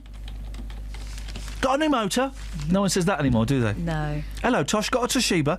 The retired Anglican clergyman spent months wondering why everyone held him like a long-lost friend, albeit with the wrong name. But the mystery was solved after Neil, 69, that's his age, finally asked a shopkeeper What do you mean, finally asked a shopkeeper? Why are you calling me John? Surely that would be the first... I'm not John, why... Oh, I look like some... Only then did it emerge he's the spitting image of community stalwart, John Jemison. No relation to Gemma Jameson, because their names are different. 74, who's lived in Braintree, Essex for half a century. Although strangers and with a 5-year age difference, the pair could pass as identical twins. And they also share an astonishing number of shared interests in history. Well, shared interests. Well, like jumpers and shades. Let's try and find their shared interests. Here we go. Neil only met John for the first time during a trip to the British Library's Magna Carta exhibition. What? Oh. And both have a lot in common. Both sing, write poetry, and love amateur dramatics. Sounds like they should be together. In the 60s, they both studied at the same college, and they both worked as RE teachers. Now, that is spooky. Ooh, uncanny. The two men also use the same bank and live near each other. And they both asked if she can tell them apart. Neil's wife, Marion, said only when they're naked. Right, OK. You know what that is? I think it's just gone politically correct. Isn't it just? Travel news for beds, cards and bugs. BBC Three Counties Radio. On the M25 anti-clockwise, it's still slow between junction 17 for Maple Cross and 16 for the M40, and it's still looking busy on the North Orbital Road as well around the M25 junction 21A roundabout. In St Albans, there are queues on the North Orbital Road as well between the Park Street roundabout and London Coney roundabout, and in Watford on Lower High Street, that's very busy around the Bushy Arches. Elsewhere in Luton on the Cameras Vauxhall Way is looking busy between Hitchin Road and Crawley Green Road. Samantha Bruff, BBC Three Counties Radio. Thank you very much, Samantha. Well done, Catherine, for making a story out of, well, when we came in at 5 o'clock this morning, not a lot. Making a whole show out of not a lot. Excellent, Justin. Thank you, Kelly Betts. That's it. That's your lot for today. Don't forget, you can send me an email, ian.lee@bbc.co.uk.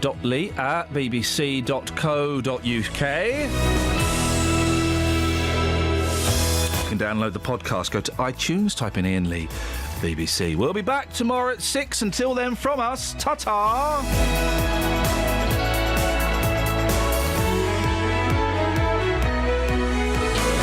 Local and vocal across beds, hearts and bucks. This is BBC Three Counties Radio. Thank you, Iain. Good morning. Welcome to the JBS show. I'm Jonathan Vernon-Smith. It's Wednesday, it's 9 o'clock, and on today's Big Phone In, do you feel sorry for today's teachers?